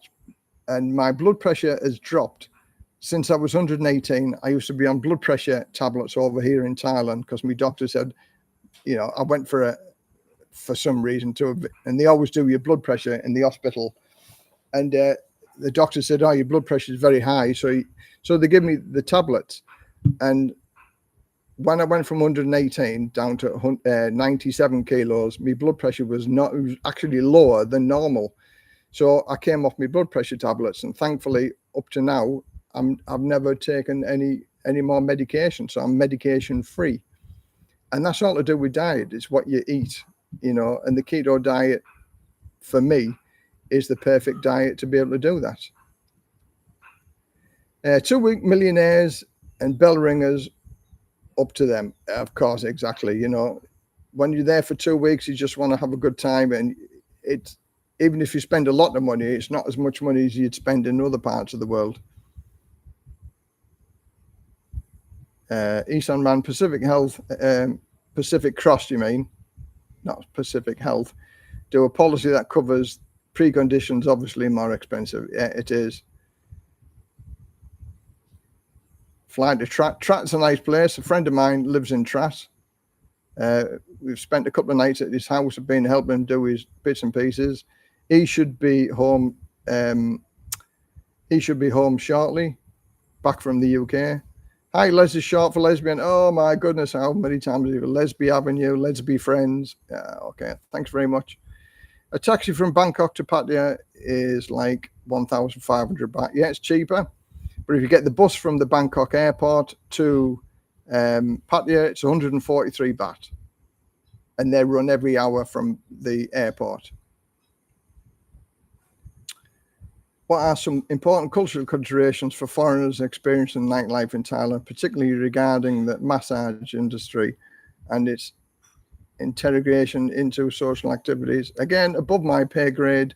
Treat everybody with respect, no matter where they work, in the bar, in the massage parlors. They should be treated with respect. And again, above my pay grade, treat everybody with respect, no matter where they work, in the bar, in the massage parlors. They should be treated with respect, no matter where they work, in the bar, in the massage parlors. Morals, scruples, and principles, live by them and you won't go far wrong. So you don't pay any taxes in Thailand according to your pension. If I got it right, but what about the Thai house, etc.? Do you pay taxes there too? Or Thailand allows you to the one state taxation? No, I don't pay any taxes at all in Thailand at the minute, but that may change with the government. There's no council tax, there's no property tax, there's no other taxes to pay whilst you're renting your house type of thing. I might have to buy, there'll be some sort of tax that I'll have to pay when, because we're buying the house on a rent to buy. So when it actually comes ours and you do all the calculations, there'll be some tax to pay, but it's not a lot of tax to pay. VAT over here is only 7%, whereas 20% in the UK. There's no TV license, no things like that. So yeah, taxes wise, at the minute, it's next to zero. Apart from everyday taxes that everybody has to pay, such as your VAT and your tax on clothes and food and things like that. There's no holiday tax, but I think the government are trying to bring in a 300 baht holiday tax, that entrance fee when you come in at Thailand. They're trying to resolve that one before, where it got binned because it was too expensive to integrate people to paying 300 baht. But then it's a £6 or £7. It's not going to be prohibitively expensive that people are going to complain about it. It's how they implement it. A responsible bar owner would stop a drunk guy from ringing the bell if his bill gets up to $1,000. Nobody's bill is going to get to $1,000 at all, not over here. It might get to a couple of thousand baht, but never ever $1,000. Hi Les from Corlippy. Good hello from Wayne. Nice for you to join. Thanks very much for joining. Owning a bar in Thailand brings challenges and rewards, especially with foreigners. Balancing cultural preferences with creating a welcome atmosphere is essential for success. Okay, doggy. I can add a little bit to that. In Jomtien, an Australian guy opened up a business, a bar, and he didn't want any of the girly bars in there. There's none of this buy me a drink and where you could take the bar girl out type of thing, long time, short time, wherever. He just wanted a bar that people could go to without being hassled by the girls. But he had some girls that were working in there, and they weren't going to be call girls, if you like. And within 3 months, his bar closed. He had no customers. He had trouble getting staff because the girls couldn't earn anything from the bar drinks and something like that. They're just on a salary basis. 3 months and his business was closed. But it was a beautiful bar. The lighting, the seating, everything was beautiful. It just doesn't work. So some people try that, some people don't. And it's same with Soy 6. On some of the bars, the girls are on the phone all the time and they're not interested in the customers walking by. So the owners have took the phones off the girls, so the girls have to interact with the customers now to earn their money. So yeah, it changes. The internet has changed everything over here. I self-insure to use the foreign customer VIP service at Udantani General Hospital, City of Wahin. Yeah, self-insurance.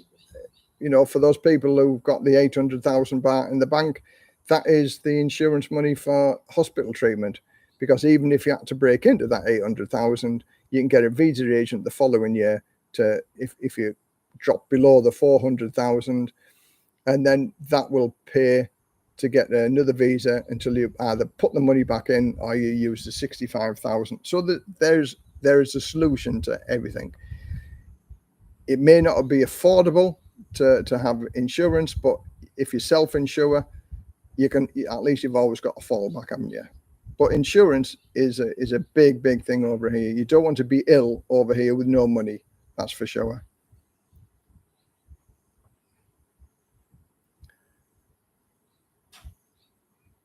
Okay, dark brother, 1,000 baht lol, you need to be careful and have the money, as many bars like to keep the bar tab till you leave.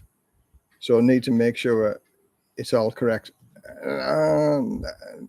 Again, with something like that, my thing was that you get a bin in front of you and they put the receipt in the bin.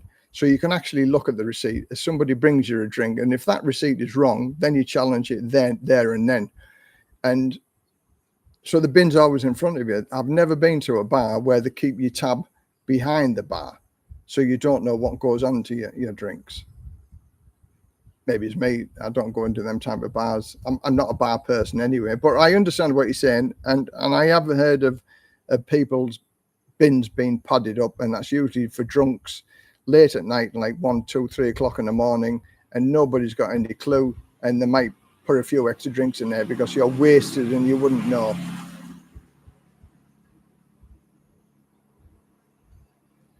What are the key considerations for expats growing old in Thailand, including healthcare, access to retirement visa options, and the cultural attitude towards aging? First of all, you've got a plan to get old, because we're all going to get old. And if you run out of money when you get old, Thailand isn't the place to live. But make sure you've got enough money to cover all them considerations, I would say.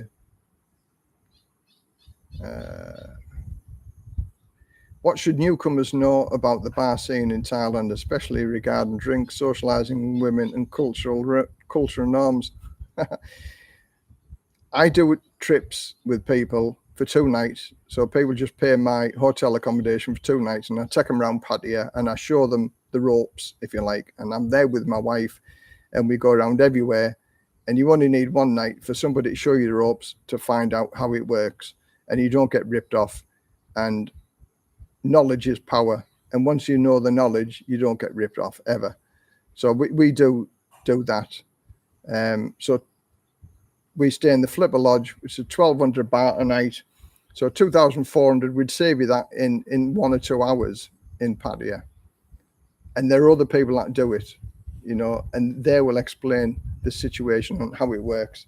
But without a doubt, if you don't know how it works, you could be ripped off for much, much, much more than that. So yeah, newbies, we've had newbie trips and I've done plenty of them in my time. Thanks, Les. Excellent video and information. I will look at arranging one-to-one at some stage. Thanks very much. Look forward to that. Again, for the newbies, if they want to talk to me on a one-to-one basis, I do a WhatsApp chat face-to-face, and you can ask any questions, the embarrassing questions, and I'll tell it how it is. And it's not difficult. And but that will save you $10 wisely invested in a one-to-one chat with somebody who knows the ropes. It'll save you thousands of baht, that's for sure. So yeah, and if you don't get the answer, you don't have to pay me the $10, but I guarantee I'll give you the answers that you're looking for.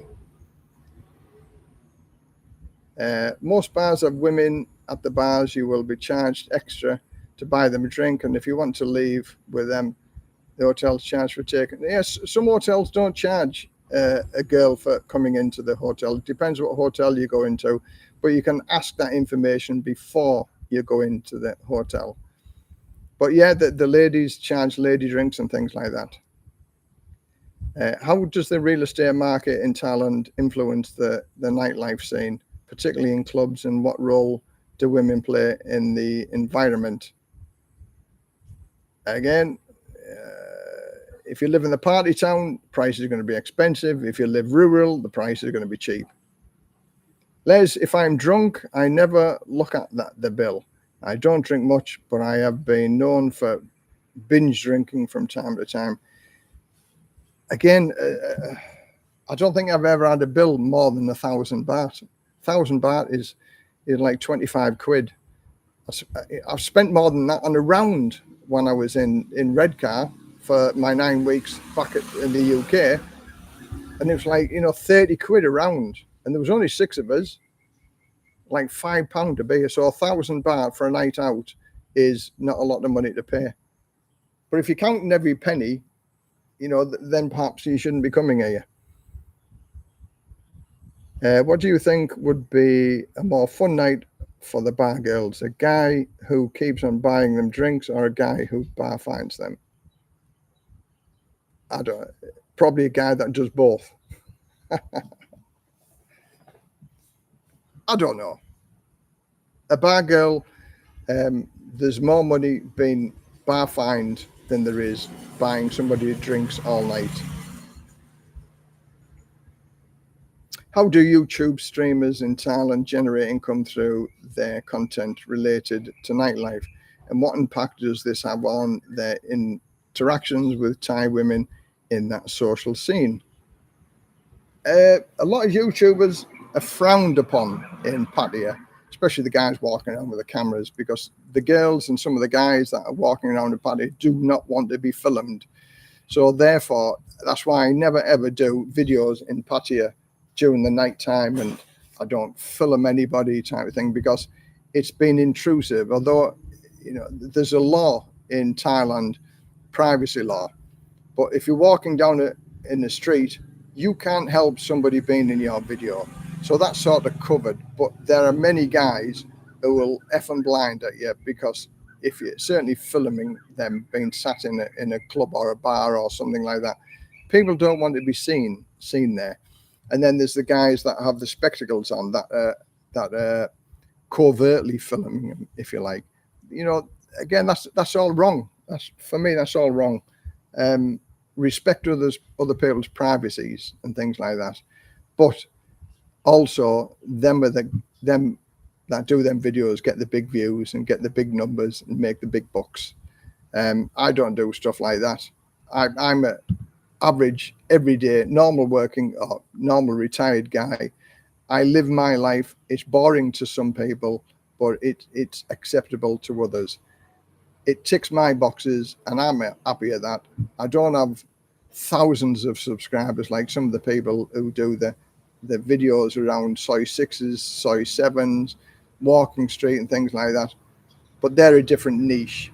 They're a different market compared to mine. Mine is, you've got the girlfriend, you've got the wife, you want to live a normal life. And that's where I would say that I am a Mr. that type of guy, not there or down there. A normal, average, everyday, retired guy who lives a fantastic life on the income that he's got, that wouldn't survive. I wouldn't survive in the UK with that type of income. But here, I live a good life.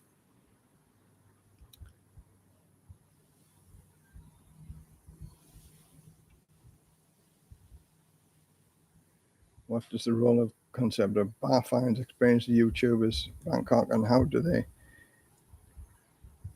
Bar fines are different everywhere in the whole of the country. And again, bar fines are different to the go-go bars, to the bars, to the massage places. They're all different.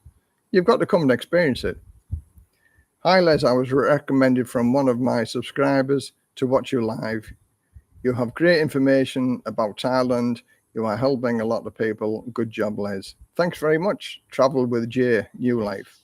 Thanks very much for watching.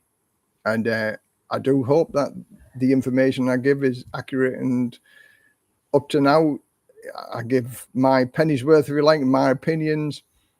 Not to say my opinion is right for everything, but on the whole, it is okay. I never give bad advice, if you like, but it's also helpful. And living here for 12 years, I can navigate the system and help people have workarounds, and there's a solution to everything living here in Thailand. And it's a wonderful place to live. And I've lived here in Thailand now for 12 years, and I've loved every single minute of it. I will see my days out here in living in Thailand. I will never, ever go back to England for medical treatment. If I had an illness, that requires like cancer or something like that, or terminal illness, I'll see me days out on this sofa here, or laying on that hammock there. I've no intentions of going back to the UK. Okay, it's getting a bit dark now. I'll put the light on. Oh, there we go. That's my big light on now. And here we are now at 5:53. So about 6:15, it'll be very, very dark here.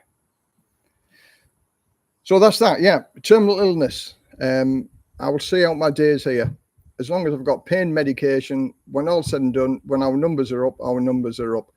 I wouldn't like to go live back in the UK if they said, okay, 6 months of treatment is going to give you another year's life. I'd sooner have 6 months lying here on the sofa or here on my hammock, having a quality last 6 months as opposed to being under treatment and just to extend my life for another year.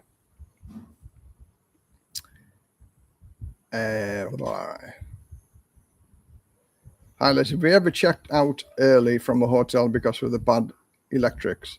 No. The electrics in most hotels are okay. The electrical industry over here is very, very poor. No, is the answer to that one. But I've seen some very, very bad installations because I used to do electrical work in England as well. So even the electrics in my house here, I put an extension to one of the sockets, and one of the sockets had 3 red wires, one in the earth, one in the neutral, one in the live. So somewhere in the house, there was a red cable connected to an earth wire, and there was a red cable connected to the neutral wire. But that goes up into the loft. Looked in the loft, everything's in boxes or conduit. So where it's been attached to it, I do not know. But that's, the electrics over here is shockingly bad, excuse the pun. But no, I've never had to leave a hotel early. I've left a hotel early because they had maggots everywhere in the bathroom. I went for a pee at 9 o'clock in the evening. There must have been about 20 odd long-tailed maggots scurrying around the bathroom. So we just complained to the owner of the hotel and they moved us to another room. But apart from that, we've never left early. We've checked out of hotels because the beds have been uncomfortable and we've gone to a better location hotel, but nothing to do with the electricity. Greetings from JomTM. Hello, JomTM. We hope you live longer, though. Yeah, so do I. I hope I'll live as long as I can. Can you explain more? Are you talking about hiring her for the 2 months vacation? I will be in Thailand for vacation. I would love the girlfriend experience. How much per month? Yeah, you must be talking to somebody else about that. Yeah, you can basically find a girl that you like. The chemistry's got to do with it. You can't just buy somebody off the peg, if you like. And there is I would say go meet the bar girls or something like that, because all the bar girls will pack their bags and go with you for 2 months. You've got to have that chemistry. And if that gel and that chemistry works, you'll have a fantastic time. But if you just pick somebody off the like Tinder or something like that, or Thai friendly, you don't know how they're going to be, and say, listen, I want to book you for 2 months. They might be the girlfriend from hell. So spend a little bit of time in finding the girlfriend that you like, and that it gels and you have a good time. Then you can negotiate with them, and 9 times out of 10, I'm sure they will come with you for the 2 months. And then you've got to be good at negotiating skills, because the nightly rate is totally different to the monthly rate. How can a ketogenic diet be effectively adapted within Thai cuisine?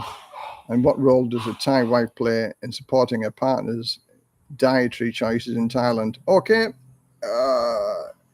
keto can be done anywhere. The Thai cuisine, Thais, when they cook, put sugar with everything.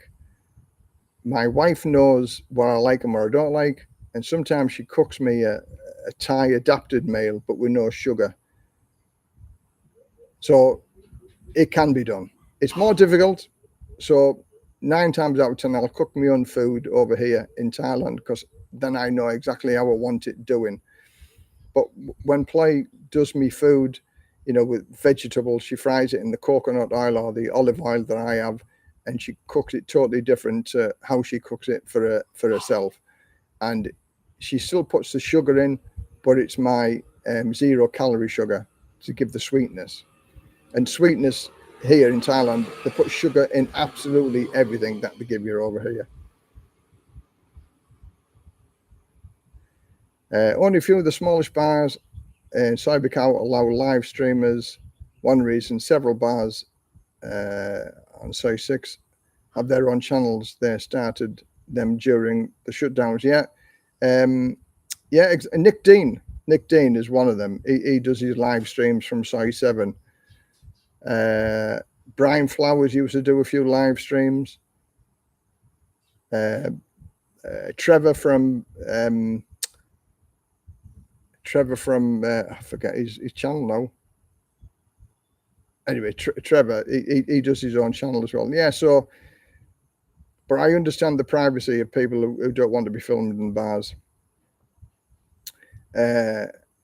Most bars have a set price for lady drinks, alcohol or not, and they get a chit from the madam, which is added up at the end of the night. Yeah, again, some of the bars, the ladies are expected to get so many lady drinks per night because they make a certain amount of money out of the lady drinks as well. But there's a workaround for lady drinks as well, which I tell people. So if they don't want to pay all the lady drinks, you can actually save money on your lady drinks if you do one or two things that I suggest. And the things that I suggest to people will save them money as well. And the girls much prefer that in comparison to getting the lady drinks. So there's workarounds for that. And the girls are more than happy to oblige, if you like.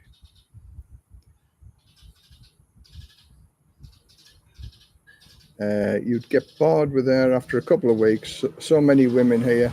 Just visit and take it day by day. Yeah, that's true. There's variety is the spice of life. It looks like Les says you can't find a freelancer to travel with me. Sound Thailand for 2 months. Yeah, you can find a freelancer to travel with you. But what I'm suggesting is that you need to meet the girl, and it's no good being with a girl that you don't hit it off with, or it's no good hiring him for a month or 2 months, and then you're just bored with each other, or she's always on the phone, or you don't have any reaction together. There has to be a bit of chemistry towards a relationship, because 2 months is a sizable chunk of time to spend with each other. But again, as one of the other subscribers says, just do it. Basically every bar you go into in the whole of Thailand, there'll be somebody available.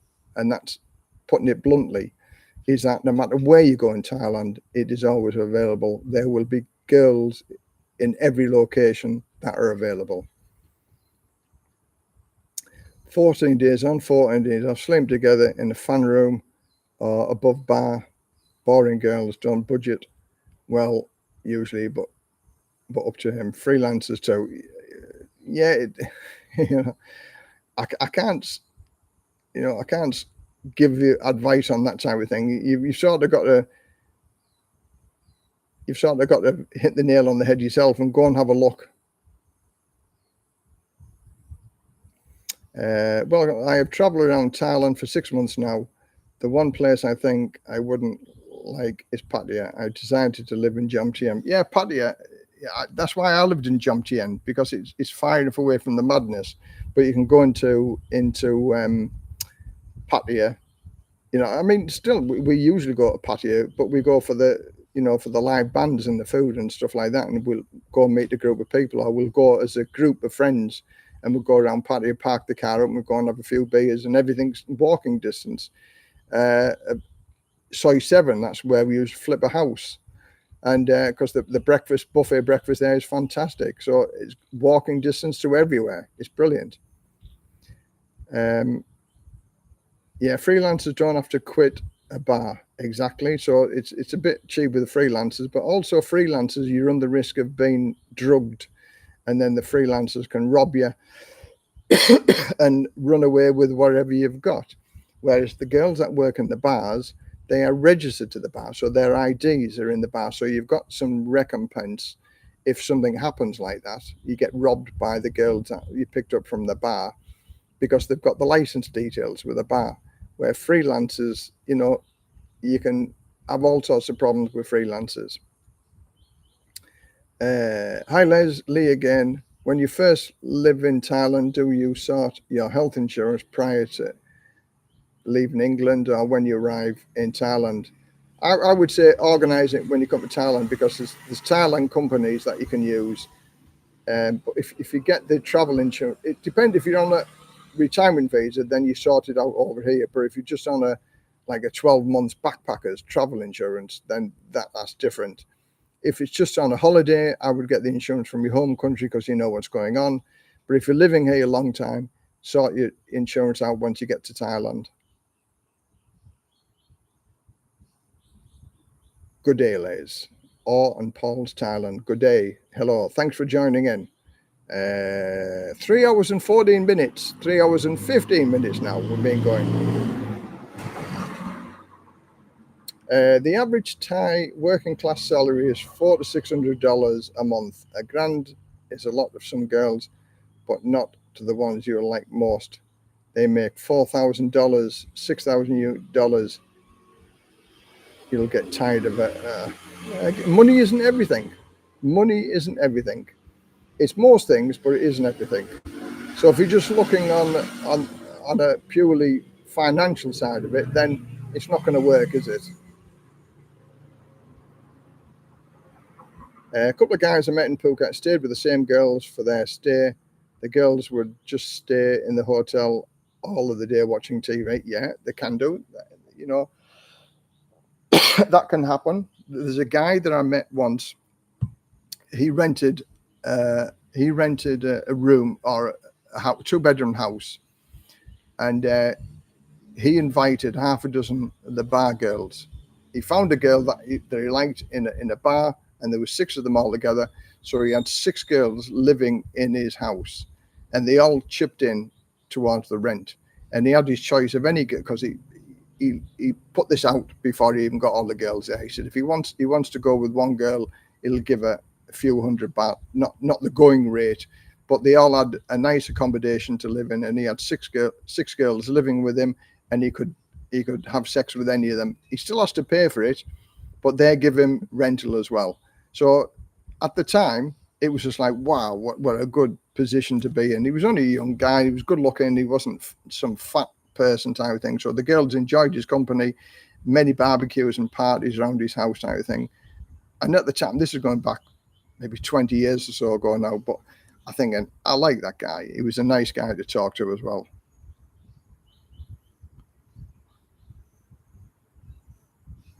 There are girls just as attractive who would quit the mall, restaurant, or eyeglass store for $1,000 a month. I disagree with that. Absolutely, 100% disagree with that. No.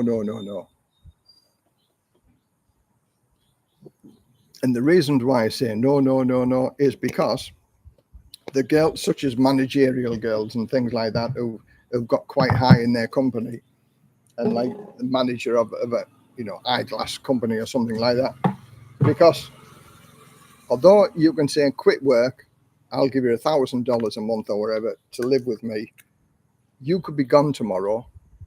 You could just at the flip of a hat say, listen, I don't want to be with you anymore. I'm walking out and I'm gone. Where they're going to be, they are going to be left without a good job that they had because you've just walked out and left them. Because their job security is more important than you being with them, especially the educated girls. So I would disagree with that because I know through experience from a multimillionaire who I talked to once over, and he visited all the best parts of the world, and he visited plenty of cultural events in Thailand where CEOs, managers, manageresses, he lived the good life. And a couple of the girls that he liked, he said, listen, I'll take care of you. Come and live with me. You'll never have to work again. And not one of them give up the job. So this multimillionaire had more fun with the bar girls because a bar girl will pack the bag and go on holiday with you, where the girls that work in the managerial positions fear that if they left the job and you walked out and left them, they couldn't go back to the same job and its position. So, and that's from the horse's mouth from a multimillionaire that I talked to, that he much prefers the bar girls because they'll pack a bag at the drop of a hat as opposed to a girl that works in an office or a high so job. About sugar and everything. The Thais seem to be reasonable. Yeah, reasonable. And my wife goes up and down to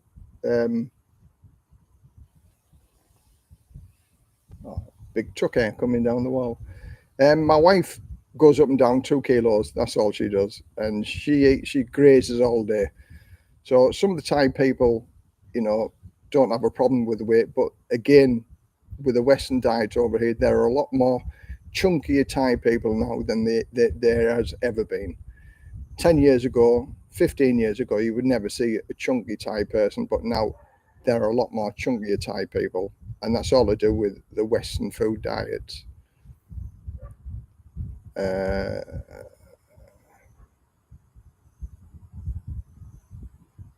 You live life what you want to live, the perfect life. Thanks for a good chat. No problem. I live my life. It's not for everybody. I don't say my life is it's perfect for me. I like what I do and how I live.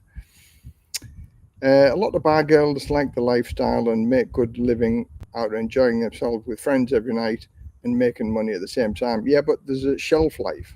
There is a shelf life. It's like a forever green business. There is always older guys coming to Thailand. There's always younger girls coming to Thailand also. So some of the clever girls know they've got a shelf life and they store the money or buy a business or do something with it. Some of the other silly girls who think their beauty is going to last forever spend all the money and party and save nothing, and therefore pay the price when eventually their looks become faded because some other beautiful young girl has started the bar and all the guys like her better than the one that's just got a little bit older. So there is a shelf life to all people, both young and old.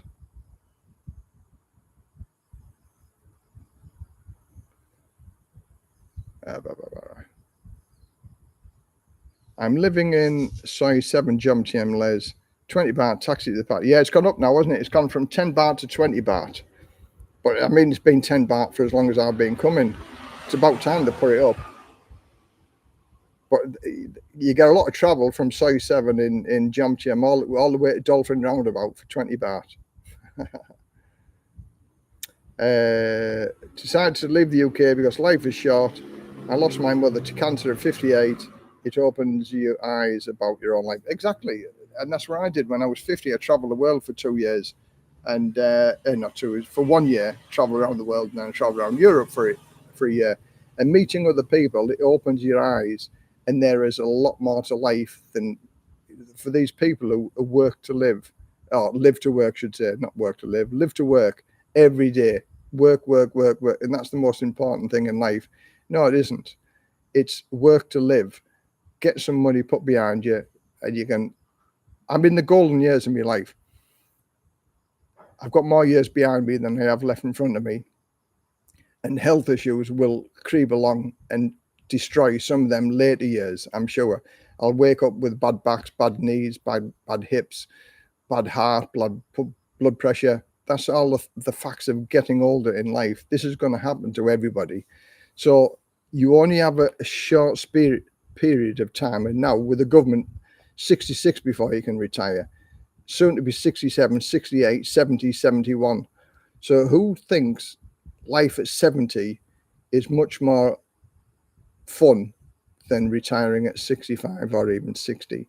Retire as soon as you can, for as long as you can, because in your retirement ages, I've been home a month and it's gone by like that, like a click of the fingers.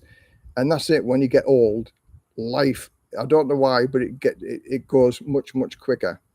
I've been retired now for 14 years and I've loved every minute of it. But 14 years has gone by like that, the click of two fingers. And as long as I've got the health, we're going on holiday almost every month or every couple of months now.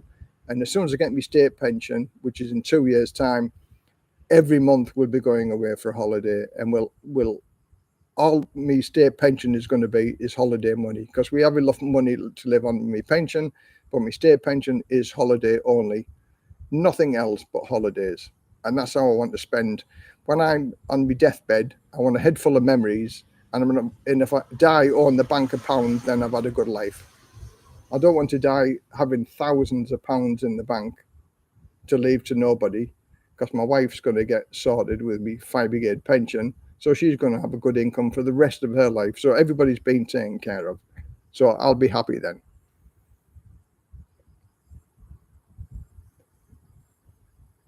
I don't believe that most of my girls. No, I don't believe that making that amount of money. Made me the most beautiful girl in each bar, but the other 10 girls are each more. Yeah, I would say even $1,000 a month is a lot of money. Thanks for giving us your time. Much love from Essex. It's okay. Whilst the questions that are coming, I'll still keep being here now for 3 hours 25 minutes, and we've discussed a lot of things, and there's still 136 people, which is good.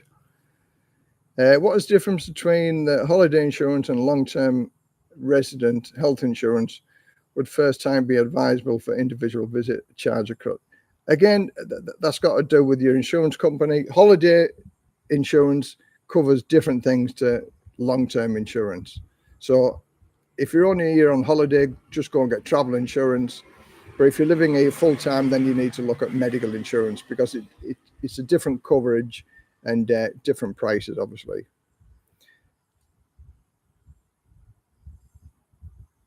I never said most, I said one's guys like most.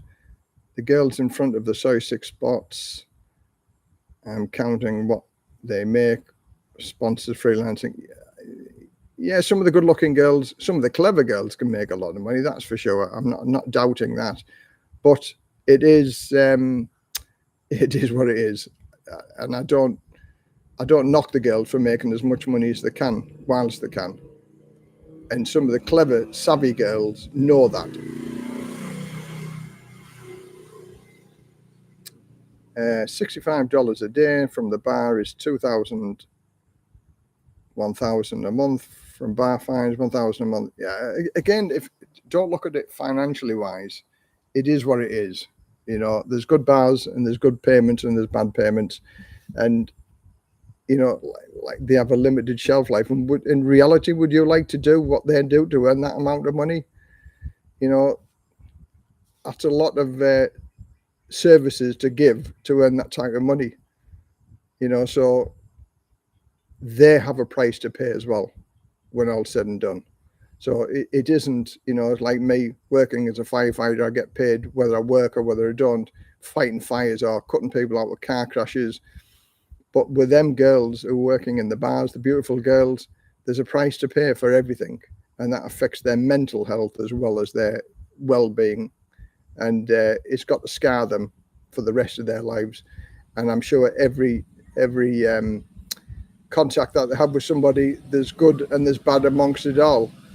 And some of the girls get let down and broken-hearted, so do some of the guys. So it's like it's play games on your mind, both mentally and physically and emotionally. So that's a big price to pay as well, not just financial money. Clive, thanks very much, Les. Great information. Keep up the good work. I thank you very much for that, for your kind words. And again, the information that I give, hopefully it helps other people, and it works. So here we are now, 3 hours 28 minutes, so 3.5 hours. My longest one I've done for 4 hours, or just short of 4 hours. And at that, I'm going to call it a day.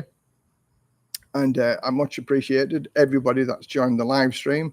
Thanks very much for watching. Thanks very much for the super chat money for me chickens.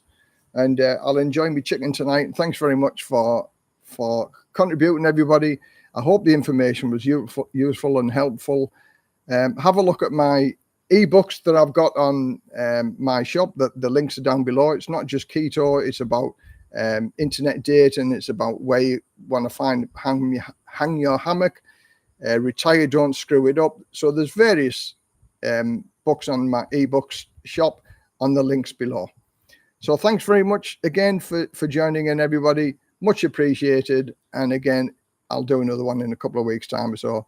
But there's plenty more videos to come over the next 2 or 3 weeks. So thank you very much. I enjoy these chats. It must be good because people are still here for 3.5 hours. Thanks very much. Take care. Bye for now.